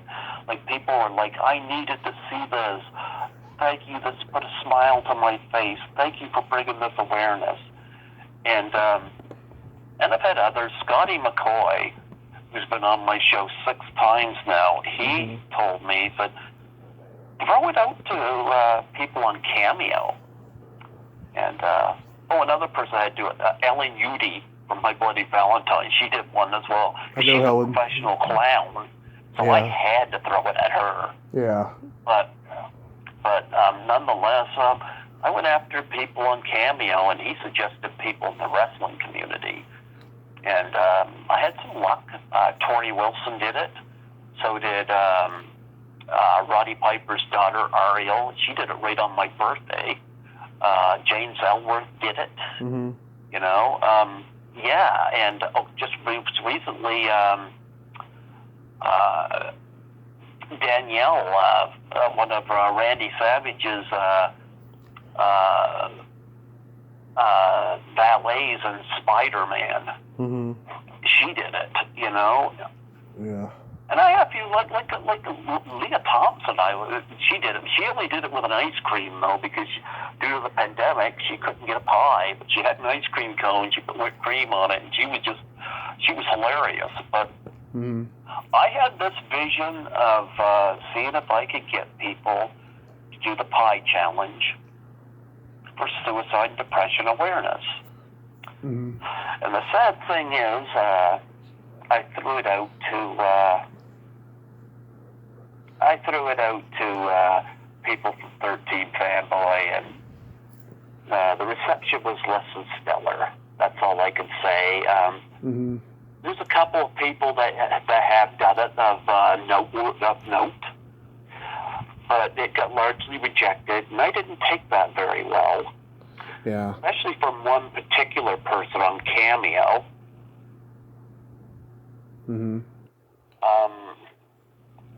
As far as I'm concerned, and I can't speak for them, but I will speak for how I feel, I wasn't high up on the hierarchy. I figured if I put $3K into a movie, I figured people would be happy to do something like this. But I guess I'm a nobody. I don't matter, the thick of things, I guess. And it's kind of funny because when my father passed, I didn't hear from very many 13 Fanboy people, I'll tell you that. I did hear from Orlando Rodriguez. I heard from Christy Fontenot.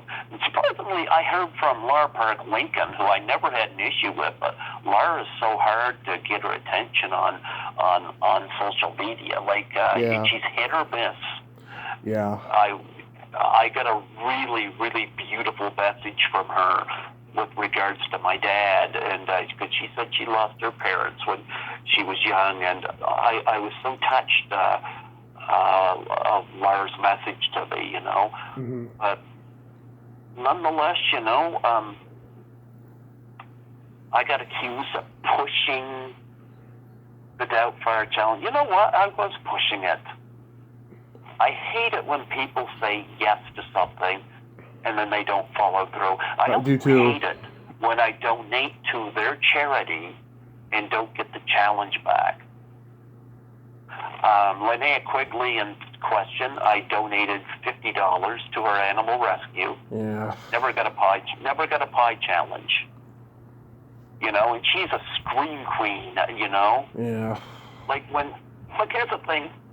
When Lisa did it, I donated to the Single Moms Planet. Mm-hmm. She's a single mom. For Nancy McLaughlin, I donated to a homeless shelter of her choice. She mentioned that.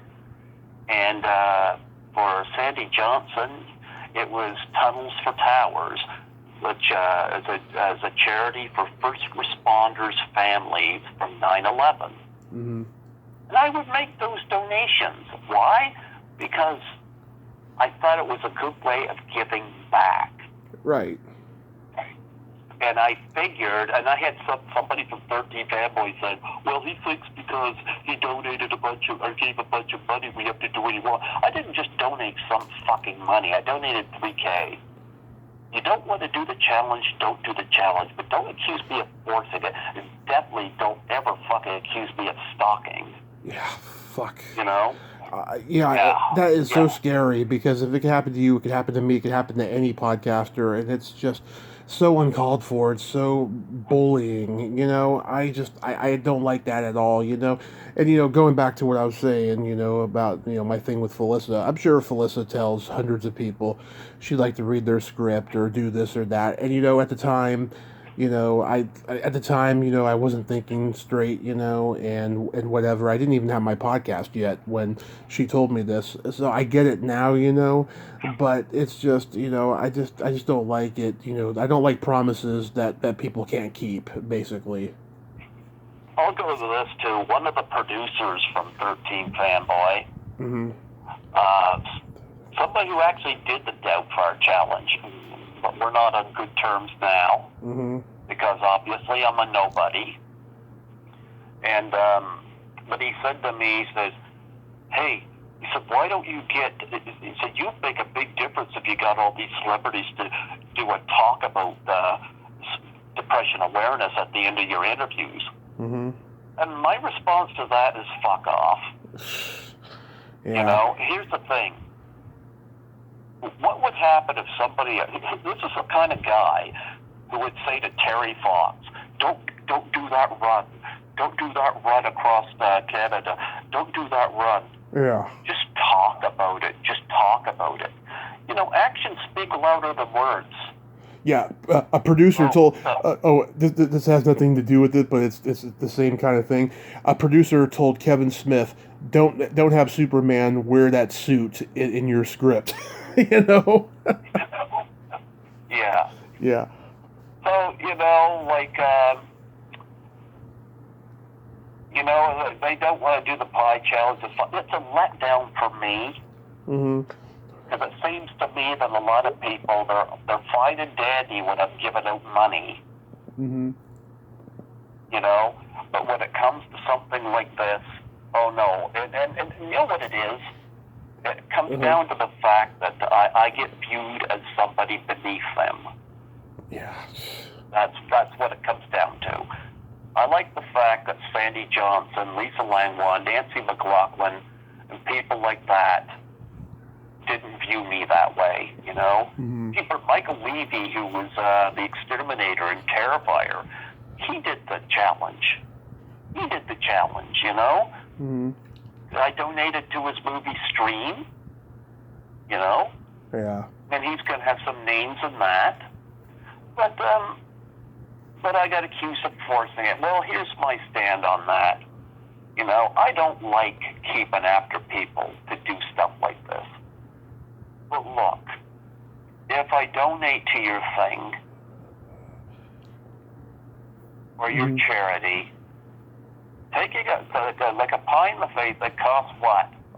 I know Scotty McCoy's done it a couple times, and he nominated a lot of the Friday the 13th people, but he said it cost cheaper, less than $2 for him to do that. He said it was just whipped cream on a paper plate, you know? Mm-hmm. But again, it comes down to this. I don't matter. Now, personally, I think I matter a lot, because when I'm at those cons, I don't have to give money to these assholes. I don't have to. I'm not going to give them the privilege of having their picture taken with me. Mm-hmm. I'm not going to give them money for their picture or for their autograph. Mm-hmm. I will save my money on people that respect and appreciate me. Yeah. Again, you know, I'm happy to have my name on 13 Fanboy, but I'm sorry I was too much of a nobody when it comes to this challenge. Sorry. I know. I mean, you asked me when I first you asked me when I first met you. You know, if I would participate in it, and I said, I don't feel that's not my thing. You know, I mean, I do support cancer, suicide awareness, and all the other stuff. But it's not for me. At least I told you straight. At least I didn't say I was going to do it and then never do it. Well, here's the thing. Like I mean, I've approached people who've turned it down. Mm-hmm. I was. There were some people that turned me down on it that I was kind of heartbroken by, but I'm not hassling them because they said no. But I'm talking about people that said yes, let me on, and then bullshit gets spouted out afterwards. Yeah. That I'm fucking tired of. Yeah. Let's hope you never have to go through it again. Let's hope that the 13 Fanboy thing will just be buried after this, and you won't have to deal with it. I'm pretty sure they'd love to bury me. Too bad they can't. Too bad they can't. No, but seriously, Too bad they can't. But yep. I would just let it go for now, but I hope everything will be good between you and that convention that you were telling me the other day that, that they haven't been responsive, hopefully it's just overthinking. They have. I just heard back. Like, it's been hinted to me by somebody that some of the 13 Fanboy people are going to be at Frightmare in the Falls. Yeah. And that's fine. It's not going to stop me from going. Yeah. But if the only reason they're going is to shit disturb me, again, fuck off right now. Yeah. I'm in good stands with the promoters. Blood Opera will be there, so it's not like there won't be people that know me that could have my back. But I'm going to say this as far as 13 Fanboy. I'm not looking for trouble. You want to go to a con that I'm at? Feel free. Yeah. Feel free. But, and you know what? Again, there's going to be, 24 guests there? I probably won't have any need to see any one of them, because I'm pretty sure David Naughton and Danielle Harris are notches ahead of a lot of them. So there you go. But yeah. But so who have been your favorite podcast guests so far? My favorite podcast guest is Lisa. Lisa made the biggest impact on me. Yeah, I mean, of all of the interviews you've done that I've listened to, I mean, I've listened to so many of them. Yeah, I love the one you did with Vanessa Angel. I love the Deborah Shelton one. I've been hoping that I find a way to get in touch with her because Hunk turns 35 this year, and I love that movie. Dolly Reed Martin. I'll tell you with Deborah Shelton. Yeah. I got Deborah Shelton off her website. The guy that represents her is actually a Canadian, Mm-hmm. and he was really, really good with me. Mm-hmm. But I haven't heard from him in a while, and I don't know whether he's had health issues or what. Because he always used to respond, and so I don't know. I do know that Deborah Shelton is not very tech savvy. Yeah. She's one of these people that still writes stuff down. So it would probably be next to impossible to get a Zoom interview with her. Mm-hmm. Yeah, she was wonderful when I had her. It's one of my top 10 most listened to interviews. She was great. Yeah, she comes off so kind and just so friendly and so sweet. I really liked it. Yeah, but I haven't had any contact with her since, and a lot of it is I haven't heard from her representatives in a couple, 2 or 3 years now. But again, I know he was an older guy, so I don't know whether he's had health issues or what the story is. So, but she was great with me, and who's the other one you mentioned? Oh, Vanessa Angel. No, Vanessa. I was supposed to have her on last year for the anniversary of Kingpin. Yeah. But she ended up being scheduled for a shoot and couldn't do it. I'm going to ask her back on the show probably again this fall. Vanessa was wonderful. I had a lot of fun chatting with her, and I got a couple of autographs through the mail with her. I've had a couple of people that were very nice about that. Melanie Kenneman was another one that was very nice about sending pictures to me. But Vanessa Angel she was just that, an angel, you know?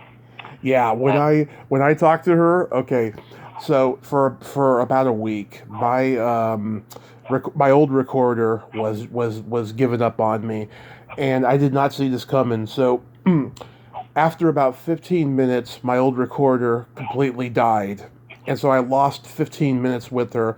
So I said, hold on one moment, and then I turned on the one that I use now, and we finished it, and then later that day, I like 6 hours later, because I didn't want to make it too obvious, I said, can you can we redo the first 15 minutes, because I lost it due to a technical difficulty. And she was happy to redo the first 15 minutes. She did it pitch perfectly like the first time around, but I added a few things in there that were not brought up when we were talking about Spies Like Us and stuff, and it was great. And so I combined a cohesive interview there. She loved my sense of humor. She can also be dirty, you know. And I want to have her back, but I want to see that new thriller movie she had out recently first, because I want to have something fresh that we can talk about. But I would definitely have her back again. I loved your interview with Dolly Reed Martin, and when she came on, we were laughing the entire time. She's also got a dirty sense of humor too, and we were trying to arrange it so we could have dinner the next time I was in Los Angeles, but I know she's been having some health issues. So, you know. Dolly, now there's an example. Dolly was somebody who was interested in the Doubtfire Face Challenge, but ultimately she turned it down. Yeah. Dolly and I still communicate well. Yeah. But she... Yeah, Dolly was wonderful. I have no issue that she turned that down. She hasn't added me on she hasn't added me on Facebook yet, but I talked to her secretary Lori, who's very nice to me, and we said lovely. Yeah, He's lovely. Yeah, we sent each other Christmas cards and stuff, and I always make sure I put a joke in there for her and stuff. So yeah, and then. I'm trying to remember. Oh, it was Marsha McBroom who put me in touch with Dolly, and then Marsha then put me in touch with Apache, and then I got Lorelei and Durga on my own, and they were fantastic. I'm going to ask Durga to come back on at some point this year. She is hilarious. That was a domino effect for me. Yeah. I got Dolly. and Dolly led to Marcia. Marcia led to, of course, Lorelei, Durga, and Apache, and I'm still in touch with Apache, too. That guy's funny. Marcia wants me to interview her son. I gotta look up his stuff first, but she's really adamant about it. She said, I think you two would get along great. It. So go for it. Yeah. And also, go for it. I like that interview you did with Nina Blackwood. I got her on last year for the 40th anniversary of MTV's launch, and she was great. I enjoyed talking to her. She sounded a little annoyed, though, when you asked her what was the first video played on MTV. Oh, yeah, I knew. Yeah. I knew. Video Killed the Radio Star, and Pat Benatar was the first female played. Yes. So, yeah. But, I had Nina on to talk about Fight Squad, and she was great. She was great. Yeah. There's all kinds of interesting people. I was very lucky to get Dick Miller on 5 months before he passed. Oh, I will always be bitter about that because Lainey told me, okay, it was like Christmas time. I wanted to get someone from Gremlins on for Christmas time. And she told me that her and Dick were busy, and then Dick dies like 3 weeks later, and then Lainey comes on that June, and because I wanted to just talk about Dick, and because I had met him at a convention like the year before he died, and he was fantastic. He didn't have the best experience on Chopping Mall, so when I brought my Chopping Mall Blu-ray, he was like, oh God. So he signed it and everything was great. We took a picture, but Lainey came on. She was very low key, because she's lost her husband of 60 years, and but it was great though. We talked for 20 minutes. She just, she said, can we talk for 10 minutes? And I said, can we do 20? And she's like, okay, but I'm not promising anything. And so we talked for 20. We talked about The Graduate. And then I went to a convention she was at. That was Monsterpalooza. It was her, Jackie Joseph, and Jonathan Hayes. It was like the 60th anniversary of Little Shop of Horrors there. And Jackie Joseph's been on twice. She's wonderful, and she was happy to see me. Jonathan Hayes, all he could say was, "You're a big guy." And then Lainey, she disappointed me. She just treated me like another guy who interviewed her. She didn't give me a warm reception or anything, and I was pretty upset by that. But maybe she was a little sad that Dick wasn't there too, but I just thought that she could have been a little bit nicer. So I didn't want a picture with her or nothing. I was a little turned off, but it was great meeting Audrey and Seymour of the original Little Shop of Horrors. Well, you know what? I had a good interaction with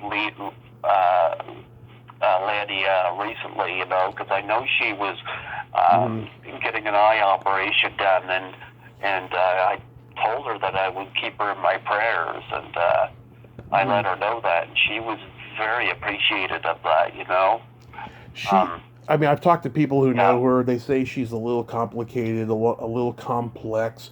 She's definitely cut from a different cloth.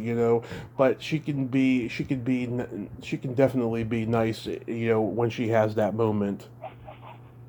Another one I had from The Graduate I was lucky to get was William Daniels. Yep. I had on, he was in his 90s. I told you the other day, get Wayne Stamm. He's got great stories about The Graduate, and he was only there one day. Oh, who was that? Okay, remember when he pretends to be, oh God, what's the name he used to get into the hotel? Was it Mr. Johnson, Mr. Stevenson, something? Dustin Hoffman made up a name, right? And so he said... Mr. Gladstone. Gladstone. That's right, Gladstone. So, okay, there's that family that he says he's affiliated with, right? He's the little blonde boy in that family. And he only worked like one day on that film, but he's got a lot of great stories about it and that are pretty funny. And he said that Mike Nichols was on the floor laughing at him the entire time because he's got this over the top smile on his face, like he's acting, like he's happy to see this guy he's never seen before, and allegedly he's supposed to be a friend of the family, and yeah, he was great. He got back to me right away when I messaged him on Facebook. Oh, nice! I'll have to reach out to him. Yeah, Wayne Stamm. He was on My Favorite Martian, and he almost became a regular, but the show got canceled before he could. Oh yeah, yeah. I find if you could find a lot of child actors from back in the day, you get some. It's nice to get people from those older movies, Yeah. Oh yeah, that's where I also come into tributes too when I can. Scott, yeah. I'm actually surprised how many people don't do tributes. It's like they're not around, but it's like but you there's not what you call many movie stars anymore. Like somebody had said that Tom Cruise is the last movie star, and there's a lot of truth to that. Oh yeah. But yeah. I mean, I think Bradley Cooper's doing all right. Bradley Cooper is doing all right, but beyond that, I don't think so. Well, my favorite right now is Emma Stone. I love Emma Stone. I'll go see her in anything, Yeah. But in terms of movies, like there's a lot of recent movies I love. I went to Everybody Wants Some 9 times in the theater, and I got 3 interviews from that, and I absolutely loved that movie. Mm-hmm. That was a follow-up to Dazed and Confused. Mm-hmm. Loved Everybody Wants Some, and it was very nostalgic for me. I really loved Rock of Ages a lot, and that's another one, nostalgic. A lot of it has to do with the soundtracks. But they just took me back. I love that. I talked to somebody who hates that movie. I'm trying to remember who. Said that the movie didn't live up to the stage play or something. Lived up to it for me. I got the soundtrack album and everything. I loved Rock of Ages. It was between that and Everybody Wants Them. They're 2 of my favorite movies of the last 10 years, easily. Mm-hmm.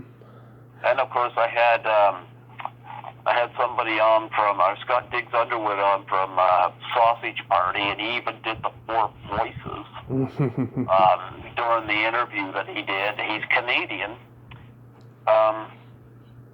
I'll tell you the movie I've really enjoyed recently, and I think it's the best freaking horror movie I've seen in a long time, and that is X. Holy frig, X was good. I went to that 4 times. Oh yeah, you told me that last week, and I told you to go check out. Loved it. I told you to go check out Beyond the Gates. That's a great one. Oh, I haven't seen that. Yeah, I'll have to see that. Barbara Crampton, she plays the villain, and she co-produced the movie. I was with her at the screening when it premiered in San Francisco, and that was a blast. And it's a great movie. I really recommend it. Yeah, okay, so also another one I like you interviewed was Martha Smith. I know you got her through a certain person who shall remain nameless, but I'm a member of her group on Facebook, and I'm Facebook friends with the woman who moderates it. And I remember I tried to get her in 2018, but she had a hip surgery at that time, and then I just got busy with other people, and I haven't checked back since. The woman doesn't seem too enthusiastic about connecting us, but I'll give it a try maybe next year for the 45th. But I like the interview you did, and also that Joel Bender one before he passed. That was pretty good. Oh yeah, Joel Bender, Gas Pump Girls director. You know what? I have a story about that. Sandy Johnson had reached out to me. Yeah. And asked if I would had contact for Joel Bender, because she has been asked a lot at cons if she had photos from Gas Pump Girls. So I said I would do that. So I reached out to Joel because I had his number, and Joel answered, and he remembered me.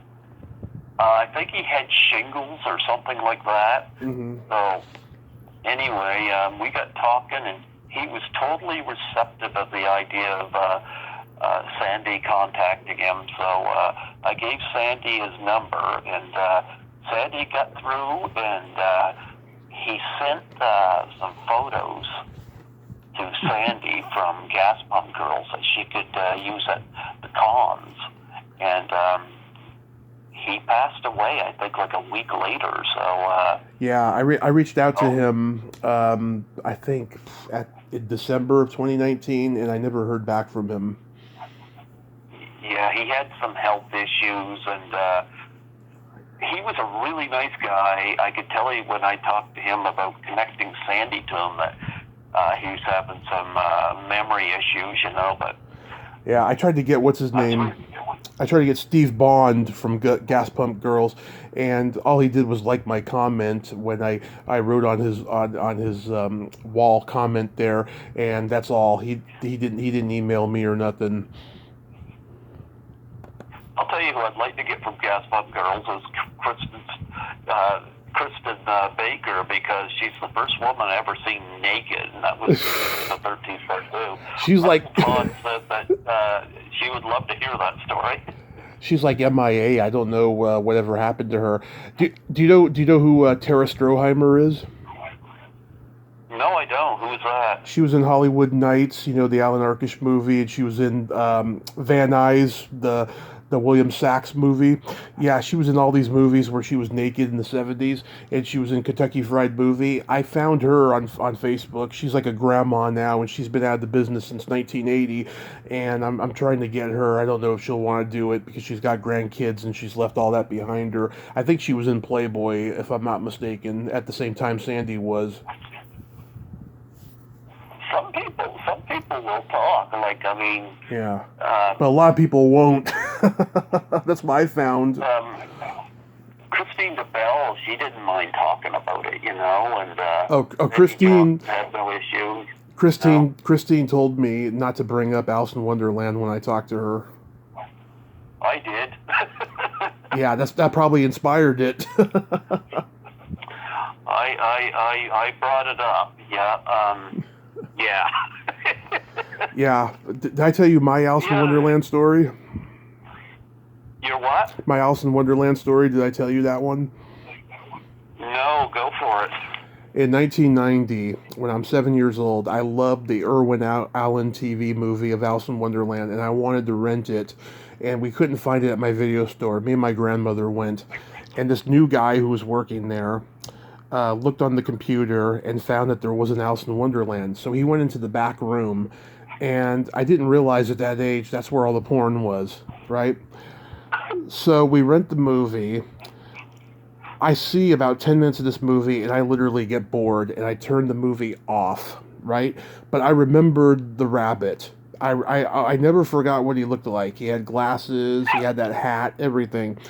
So in 2017, when I interviewed Christine, she requests that I don't mention the X-rated Alice in Wonderland, and I'm like, I don't even think I saw that. But then I look up information about it, and then I Google pictures, and I see that rabbit, and I was like, oh my God, this guy let a 7-year-old and an old lady rent a porno movie. I was disgusted by that.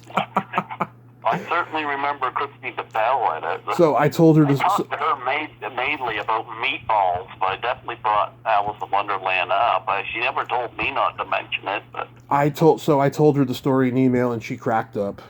And it wasn't brought up again. We talked about, all the highlights of her movies. The only movie I didn't bring up was The Big Brawl. I forgot to bring that one up because at that time I was new to the game. I wasn't thinking. And I've tried getting her on since, but she doesn't want to do it. But whatever. Yeah, she was great. Declined me a second time too, so... Yeah, I don't know what it is. She's definitely cut from another cloth as well. Have you had any real heartbreaking declines that you would love to have and they just said no? Oh, gee. I'm sure I have. Well, I could think of one off the top of my head, but, Mm-hmm. What? Who? Well, let's just say Judy Aronson, but, Oh, God. I'm so tired of hearing yeah, about that. Yep. I don't know why Yeah, she... Yeah, I don't know why she said yes to me. I will never understand that. Well, you know what? I was connected. You know what? Fuck it. I'll go into this. Okay. I interviewed Ted White Yes. back in 2016. I've had Ted White on twice, and again, wonderful guy to talk to. I love Ted, and it'd probably be one of my best interviews. And during that interview, I'm pretty sure you've heard it, Yeah. he offers to give me the contact info. I didn't even ask for it. He brought it up. He said, "Would you like to have Judy Aaronson's number? Mm-hmm. Would you like to have Kane Hodder's number?" And I remember saying, "Well, not over the air." And of course, he was like, "Yeah, I keep forgetting about that we're on the air." But he emailed me their numbers. Mm-hmm. And that is right in the interview where he says he would send their numbers to me. Mm-hmm. So anyway, I didn't contact them for a long time because I felt weird about calling them. Mm-hmm. But I did message Judy Aronson on Facebook, Mm-hmm. and I sent the interview to her, and I even timestamped where it was brought up.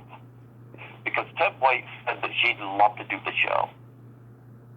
So, and I know Ted White wasn't lying about it, Ted White is a very honest guy, but Yeah. nonetheless, who he knows and who I come to discover are two different things. I think he knows Miss Jekyll, I know Miss Hyde, so to speak. Yeah. But nonetheless, and even Vernon Wells spoke well of her, but nonetheless, she never got back. Her little icon on Facebook showed that she saw the message. So she saw it. Whether she listened to the interview, I don't know. Mm-hmm. But nonetheless, I left it. I think I may have messaged her a couple of times, and she would always read it. But nothing. Mm-hmm. Okay. Not a no, not interested, nothing. I never called for the longest time, and it wasn't until 2019 that I even made the decision, because what had happened, we've already talked about this. Dick Miller had passed away. Yep. Now, I'm going to tell you a story there. Dick Miller was not even on my list of people to reach out to. It just so happened I noticed he was doing a lot of the cons, and I thought, would he do my show? Because I was hesitant to even approach Dick Miller, and when Lanny got back to me, I was quite shocked. I mean, next to Ralph Bakshi, I think Tommy Wiseau, Dick Miller's one of the bigger names I got. And I had a wonderful time with Dick Miller, but when he passed away, it was like, man, Kane and Judy are still with us. And I would hate to have had their numbers all this time, Yeah. and not take a chance. So, here's the story. I called Kane Hodder. Yeah. Got his answering machine. I left a message. I told him about the interview with Ted, how I got this number, Ted White, and I told him how to contact me. I never heard back from Kane Hodder. I don't hold it against him. Yep. But I never heard back. And you know what? If Kane's at a con, I have no problem approaching him and meeting him. He hasn't offended me. I get it. With Judy, this is where the fuckery happens. Yeah. I called Judy. I got a woman on the phone that says I had the wrong number. Which, okay, maybe I dialed wrong. I didn't call again. Actually, the following day, I called Ted White. Yeah. And Ted White was befuddled. He was kind of surprised that he said, that's her number. And I even brought out, I said, you think maybe I spooked her? And he said, she would never do that. She would never play games like that. Anyway, it wasn't until we were deep into 13 Fanboy that I made the attempt to call her again. This time the person answering was a woman claiming to be her cousin. I'm sorry, there's some sort of fuckery about that. Yeah, it's weird. Because looking back now, hindsight's 2020, I'm sure it was her. But it's like, look, and then I had Debbie Sue, she's been on my show 5 times. It got weird with Debbie Sue on that third interview, because those first 2 interviews with her were very carefree, very fun. Yeah. That third one, I brought this up to her, and Debbie Sue tells me to lose the numbers. And it was the tone in which she said it that bothered me, but you know what? I don't have the numbers anymore. Yeah. By the way, I have a lot of numbers. Lisa and I talk a lot. Yeah. Nancy and McLaughlin and I talk a lot. Apache Ramos, mainly through text, because that's how he likes to do it. These are people that are not afraid of me, Yeah, I've got those too. Yeah. Yeah. But here's the thing. With Judy, it ended up getting weird. And I know when Scotty had suggested that I go after people on Cameo about the Doubtfire Face Challenge, Judy was one of the people I threw it out to. Mm-hmm. And it was a very favorable response at the time. And then, but she couldn't do it then because of COVID, which I get. And then when the following year, when things were starting to lighten up a little bit, I went after a bunch more people about the Doubtfire Challenge, and I got a negative response from Judy. And that didn't set well with me, and I felt very disrespected over my contribution to the movie. Mm-hmm. But I was hearing very different stories, whether it be from, actually I heard monstrous stories coming from either Debbie Sue. I didn't hear anything from Judy herself. Mm-hmm. But it got to the point where I was getting very fucking pissed off with stories that were being exaggerated about me. Mm-hmm. And by the way, all stuff that I can prove my innocence of. Mm-hmm. That I can tell you. Anything that's been said, I can prove my innocence. But let's just say I'm very, very pissed off. Yeah, you have every right to be. I mean, that is a fucked situation. Yep. Fuck, I never thought... I thought that Deborah was different. I didn't think that she was going to be just like they are, but, like, again, with all the experiences I've had, I'm not surprised. Well, look, again, I tried to do something good with this suicide depression challenge, and I thought it was a good thing.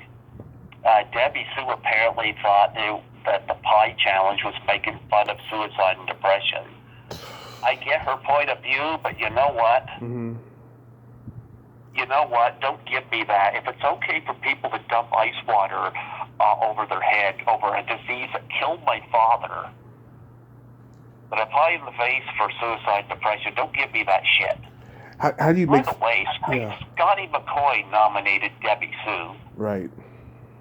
But she doesn't want to acknowledge that. Yeah, because Ted White never seems to get acknowledged in this either. It's just, Greg's out of line, or Greg's a stalker, or whatever. I'm fucking tired of it, Well, you know why? All these fucking minion assholes take their side because they're celebrities.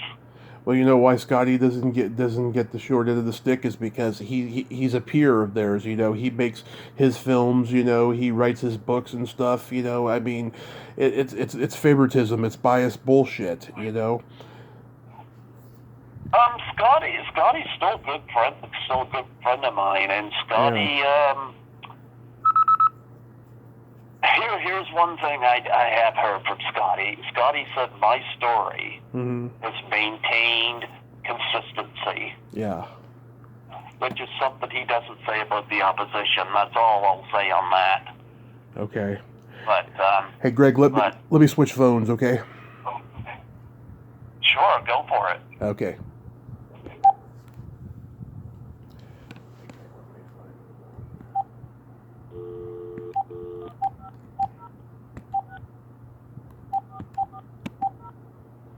Scotty's been a good friend to you. You know, I don't know him personally, right? I will tell you, I'm super jealous of the fact that he wrote a trivia book about Friday the 13th. You know, that's something I wish I had come up with first because I'm such a Jason guy, you know. But what I do like about him, you know, I watch his podcast, you know, and I like the fact that, you know, he's a gay man who actually works hard and puts in the effort because this is an industry, showbiz in general, not just in horror, but in show business in general. There's so many gay guys who don't have talent, and they'll hang out with powerful women in the industry to get ahead. And he doesn't do that. He just goes for the jugular, and he works hard and goes the extra mile. I like that about the guy, you know, because guys like, you know, the ones, you know, that I've mentioned before, like Mike Perez, you know, and stuff. You know, they're the hanger-ons. They're the guys who frickin', you know, got ahead with their sexuality. Yeah. Well, Scotty's a great guy, and Scotty did the Doubtfire Challenge. He did it twice. I mean, he was... Yeah. In fact, he did it with his dad. He said he was so glad he did it with his dad before his dad passed. So Scotty's always been great with me, but like I said, I'm happy to have my name on 13 Fanboy, but I'm sorry that it turned out the way it was between me and them. Things might have been able to be mended had I heard from any of them when my dad died. I did hear. Like I said, Lar Park Lincoln sent me a wonderful, wonderful message, you know. Yeah. And I was surprised because you don't hear from her a lot online. Christy Fontenot messaged me, Orlando Rodriguez messaged. One of the producers wasn't man enough to approach me himself. Apparently, when I interviewed Jimmy Presley recently, Jimmy said that this particular individual, he doesn't like me anymore. Yeah. He told Jimmy to send his condolences to me. And I said to Jimmy, I said, you shouldn't have done that. Yeah. I said, this fucker doesn't have the guts to approach me himself. And, you know, screw it, you know. Yeah. And also, let me put this out there, too, so I don't get backlash. I'm not putting down gay people. I'm from San Francisco. I have gay friends. You know, I'm not putting that down. I'm just being honest about, you know, what can happen, you know, in this industry with people, you know, who use their sexuality to get ahead. That's all I was trying to address there. Yeah, so like my biggest decline, heartbreakers I wanted to bring up are Barbara Crampton. I thought she was my friend. I'll never understand that. Paris Nemman, who played Mike TV and Willy Wonka. You know, I've talked to Julie Dawn Cool at least. And Same here. I love her. I met Paris with her at a screening a few years ago. He was a dick, I'll tell you. And then Richard Edson, the parking valet who makes off with Ferris Bueller's car and goes on a joyride with Larry Flash Jenkins, he declined me, and I was heartbroken over that. That guy's been in so many great movies. Yeah. Well, you know what? You know, I think going back to 13 Fanboy, I thought it was a very well-made movie. I think Debbie Sue has got a lot of prospects as far as being a director goes. I think that Chris Norris had the best death in the movie, I'll say that. But again, another person that's kind of moved away from me because, well, I'm nobody. I deleted him. Yeah. I deleted him because he made a crack about my weight loss. I said 19 pounds, and he commented something like, "Oh, that must have been a big shit," or something like that. Wow. Yeah. But yet, you know, he doubled for Harrison Ford in Indiana Jones and the Kingdom of the Crystal Skull. Oh, darn deeply fucking moved.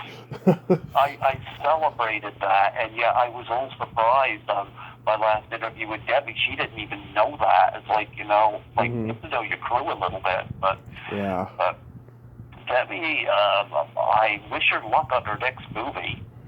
I'm sorry things ended this way. As far as Judy Aronson goes, I deeply sympathize with the fact that she's been stalked in the past, but I'm sorry, but I'm not it. I've never been to the United States. The only way she and I would ever encounter each other is if she happened to be at a con I'm at, and like I said, I do Horrorama, I do Frightmare in the Falls, and occasionally Toronto Comic Con. And quite frankly, there's no even guarantee I'd go meet her at those. Like I said, if there's going to be 24 people at Frightmare in the Falls, like, I'm going to tell you, if I'm only going to see 8 people because of money, you know, it means there's going to be 16 I don't go see, and it's nothing against them personally, it's just I'm not rich. Yeah. But I do realize that Judy had a past, but that's the fan, but when I hear stuff that gates towards me in a very bad light, I don't like it. Yeah. Like I said. Well, put it this way, it's been told to me by 2 people from 13 Fanboy that because of quote unquote my actions, 13 Fanboy screenings got canceled. And I'm like, what actions? Well, I've got an email stated in writing, and I've got the email where Debbie Sue said nothing was canceled because of me. I've got the email. So if Jason Bradford or Vincent DeSante or anybody like that wants to say that, or Christopher Norris, any of them want to say that I caused something to get canceled, I say, fuck off. Get your stuff right. Yeah. When I hear stuff like that, this is how gossip gets started. And it's stuff like this that's kind of pulled me away. And I did a lot of promoting for that movie when I was in Toronto.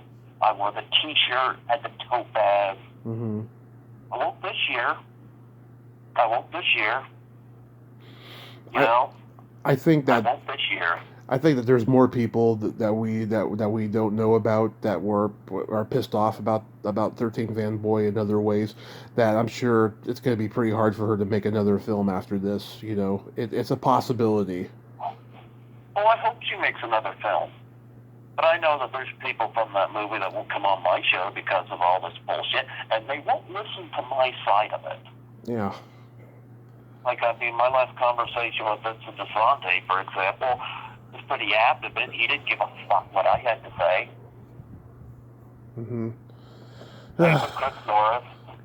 Same with Jason Bradford. I'm just automatically guilty because I'm not fucking famous enough, I guess.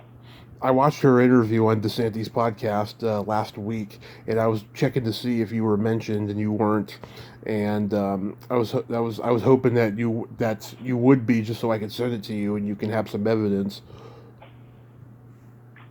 Look, Vincent's got a great mind for Friday the 13th, and I think Never Hike Alone is better than most of the Friday the 13th films. I would only put maybe Jason Liu's The Final Chapter ahead of it. I think Never Hike Alone is that fucking good. Yeah. He's the guy who can fill in so many plot holes that series has, and Friday the 13th has a lot of plot holes. Vincent DeSante has a great mind in terms of filling in those gaps that make no sense.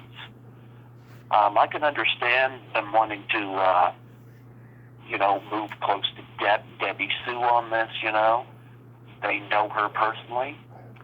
But that doesn't make me any less relevant. It doesn't make me any less honest. But like I said, Mm-hmm. my side of the story is getting ignored, and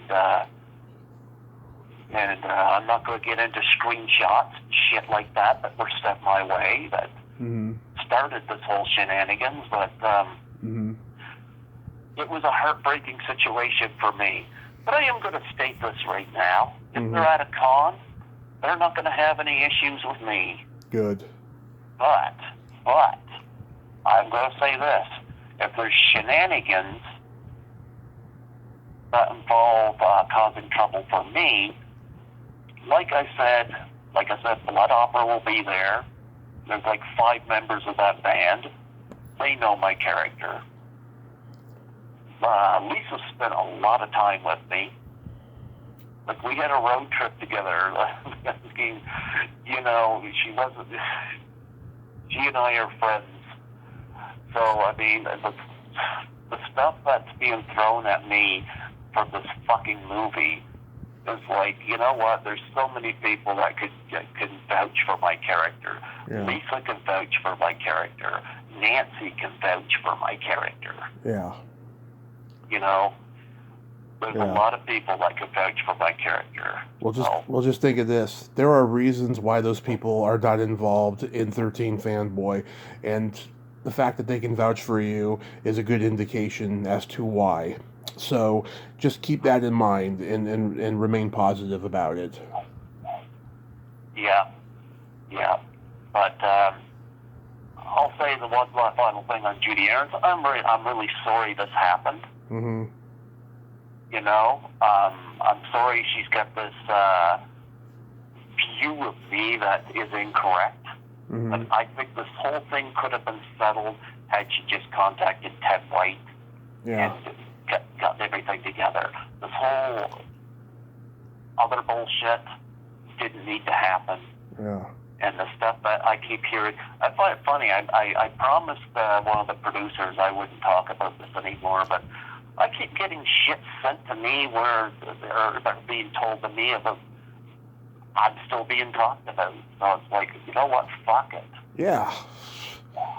That's real fucked up. You know? Yeah. But I know one thing, James Balsamo, I've been involved in 9 of his movies. He appreciates it. Mm-hmm. And Michael Levy contributed to his movie. He appreciates it. There's people that appreciate my contribution. But if you don't want to do the Doubtfire Challenge, just say no. But do not fucking lead me on. I hate that. I fucking hate that. And definitely don't have me give money to your charity and then decline me on the Doubtfire Challenge. That's fucked up. Mm-hmm. And I've had that happen 2 or 3 times. Like people that should have been ashamed that they did it. Absolutely. You know? Fuck. Yep. If I give to your charity, a pie in the face for suicide and depression isn't asking a whole lot. But Yeah. like I said, I'm not famous enough, and I pretty much got that indication. It just feels to me like when I was young. Mm-hmm. Actually, I'll tell you a little story. Okay. I remember something when I was in elementary, junior high. Actually, no, it was junior high. Let me correct that. Junior high. Remember I told you I got bullied a lot? Yeah. I had a situation where I was in my homeroom classroom getting ready for the day, and there was a guy that would bully me on the bus. And this guy didn't go to the same school. He'd stay on the bus, he'd wait to go on, take a bus to go into town to another school. But this guy bullied me all the time because he was one of these popular kids who got his kicks by being the center of attention. And one of the ways he's the center of attention, you beat up the least popular kid, which in this case was me. I was sitting in the classroom there getting ready for the day, and had somebody, one of the other kids, come in and said to me, and said, this individual's waiting out in the entryway to beat the shit out of me. And I said, well, for what? because he says because of what you said. And I said, what the fuck did I say? I didn't say what the fuck because I was in junior high, but you get the point. Mm-hmm. What did I say? And he says, you know what you said? No, enlighten me. What did I say? I heard that from 2 people that morning. You know what you said. You know what the truth of the matter is? I didn't say dick all. Mm-hmm. These people just wanted to see a fight. Yeah. They just wanted to see a fight. They wanted to see this guy kick the shit out of me, and they were the ones that would say, you know what you said. Meanwhile, I said nothing. I said nothing to this guy. Mm-hmm. But yet, these people, they didn't care. They weren't the ones being harassed. They weren't the ones being threatened. Mm-hmm. But they get to sit there and rally around while I was in this confrontation because, it was their entertainment. I never found out what this guy's problem was because a few years later, I was told that he was on his motorcycle and he went through a tractor trailer window and died. Oh, wow. I didn't hear about it. It was tragic. But this individual, I have no idea what his issue was with me. Well, that's what I get out of 13 Fanboy. Mm-hmm. I think most of them know that I'm a good guy, but because I'm not the popular one, they want to go along with it. Yeah. When I look at people like Jason Bradford, Christopher Norris, even Vincent DeSanti now, they remind me of those kids that come in there and say, you know what you said. Yeah. That's what it reminds me of. Yeah. But you know what? I'm fine. I don't have to be the popular one. Yeah. But I also don't have to be the guy who goes up and meets these people at the cons either. Mm-hmm. I can have enough respect for myself to say, you know what? Why bother with people who don't think highly of me, don't like me? That movie got $3,000 from me and it got made. The cast got paid, and I'm one of the reasons why. Yeah. You know? Yeah. But nonetheless, there were some people from that movie. Like Vincent DeSanti sent me some stuff in the mail. Mm-hmm. That was really nice, you know? Nice. As a filmmaker, I have great respect for him. I got a nice thing in the mail from Ron Sloan, Mm-hmm. who has since unfriended me over this bullshit, you know? Oh, God. Yeah, although I'm not angry at Ron, I've since communicated with him, you know, but... Yeah. And I'm not really, I shouldn't even be angry at Vincent, you know, but he's not listening to my side of the story, so... Yeah.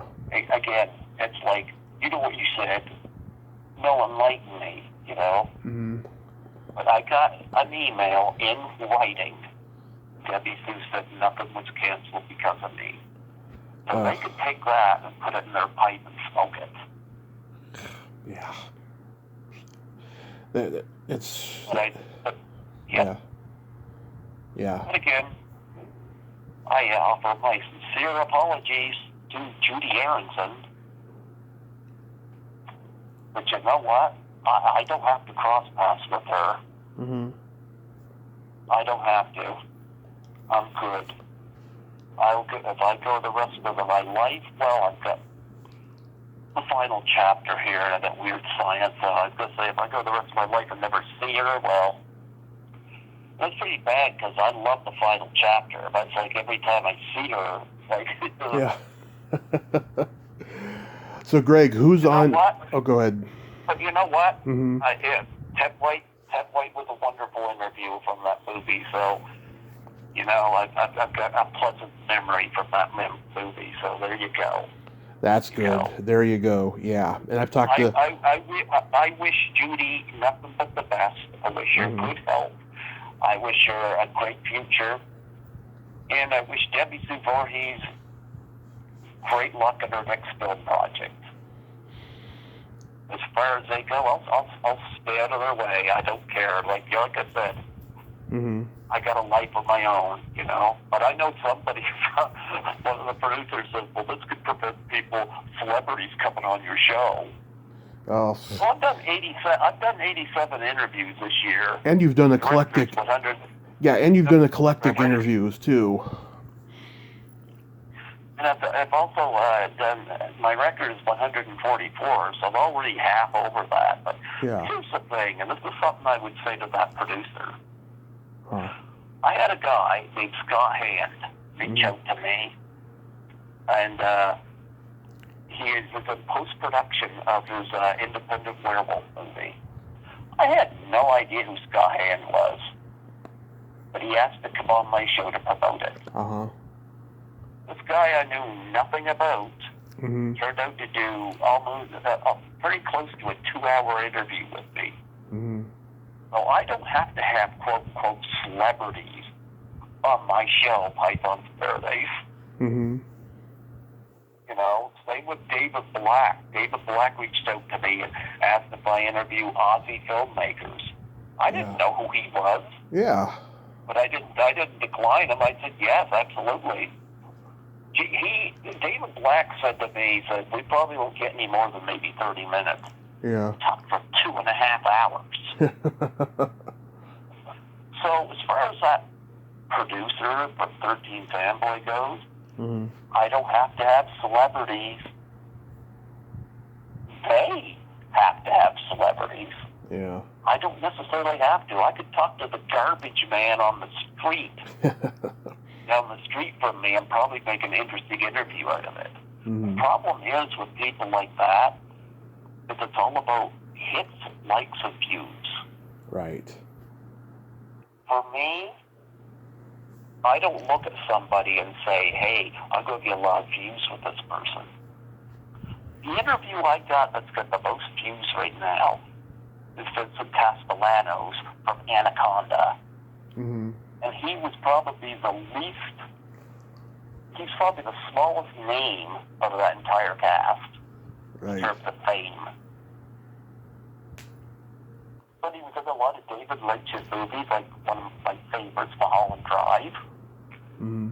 He was in Anaconda. I had a great chat with him. That's my most listened to interview. That's awesome. So as far as celebrities go, yeah, they can put that in their pipe and smoke it too. They can, yeah. So real quickly, Greg, because I gotta wrap this up soon.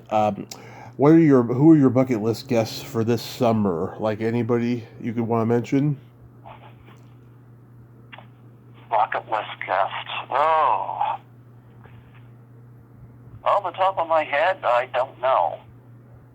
Usually, what I do is I look at particular movies or whatnot, and who I want to interview from them. You know. Yeah. That's kind of how I look at it. I don't know. Bucket list, there's probably some. I wouldn't mind having PJ's roles on. I know, PJ is so hard to get in touch with. I've tried to get her on a second time, and I can't. Yeah, and you know what? It's fun. Here's the thing. I don't worry about stuff like that. Mm-hmm. If I don't get PJ, I don't get PJ, you know? Yeah. I mean, I look at what I've done. Like I got Nancy Allen, I got Dick Miller, I got Ralph Bakshi, not once but twice. I got Tommy Wiseau, for frick's sake, you know? Yeah. Like, I have done all right with this, and I'm not even monetized. Yeah, same here. You know? Yeah, like, I've made good friends with people like Lisa Langlaw, who is really, I owe her a lot because she's opened a lot of doors for me. Nancy McLaughlin told me if I ever get to California, look her up. Mm-hmm. I've made some good connections with this that I'm happy to have, you know. Yeah. I've also had a few bad experiences, like I mentioned, like I said, 13 Fanboy turned out to be heartbreaking, and I'll own out some of that because, I push the Doubtfire Face challenge so hard, but I get tired of being made to feel like I'm shit as far as this world goes, Mm-hmm. And like I said, people don't need to feel that way, but yeah. there's one thing I wanted to bring up to you on a lighter side. Like, okay. I do a lot of videos where I do unboxing and stuff like that. Like I remember when I went to Toronto last year, mm-hmm. I did this whole, actually I shot a lot of video of me just on the subway and on the escalators, on the plane, and a little bit at the con. And I'd like to see you do some videos where you show people what you've gotten at some of the cons.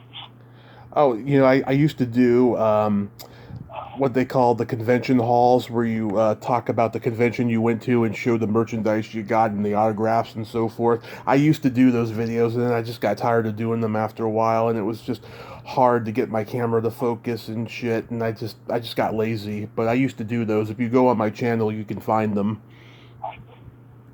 Well, I just set my phone up at a place and just shoot it, and yeah. Yeah, it's just something I started doing, and I enjoy doing those, and yeah, I'll probably do some of those when I go to Horror Brahma and Fright Me in the Falls this fall, Yeah. Yeah, and I already got my plane tickets paid for those two events, so. Nice. Yep. So, well, great. No, I would live in Toronto if I could, Yeah. I love it so much there, Mm-hmm. Another person I meet up with there now is Aaron Noble. I meet up with there too. Mm-hmm. From class of 1984. That's one thing Lisa and I did. We went to the locations for class of 84. Yeah. And Sean Clark had told me the one place he couldn't find from that movie was the house where the teacher lived in. Well, there's a picture of Lisa and I right in front of it. Oh yeah. There was a real estate sign in front of the house. I'm like, gee, how funny is that? I wonder if the gangs were bad there or something. I'll tell you an Aaron Noble story on Facebook later. But for right now, Greg, I want to thank you so much for coming on tonight. This was a lot of fun, and I'm glad that you're still out there doing it and pushing things through. Well, I know that we haven't always seen eye to eye, Tommy, but right. But I always like to think of it like with you and Scotty and Trails and all those people. Like we're all doing the same thing. There's lots of room in the world, lots of room in the podcast world for all of us. We're all doing the same thing. We all love it, and it's just kind of like with like I said, you and I have had our differences, but I'll tell a quick Rob Mahoney story. Like, Rob Mahoney's one of these promoters that's gone through similar stuff that I talked about with that film. But I remember Rob and I were bitter with each other back then, and what had happened was, I know Rob had posted something where he was at the hospital and wasn't doing well, and I just kind of reached out to him, and he appreciated that. We patched things up, and it's just like with you and I've had our differences in the past, but it's kind of like eventually you patch things up, and you realize life is too short. Well, maybe for 13 fanboys. I don't think that's ever going to get patched up, but I'm glad things with Rob Mahoney got patched up. I'm glad things with you got patched up, and I know that I know who I am, and my friends know who I am.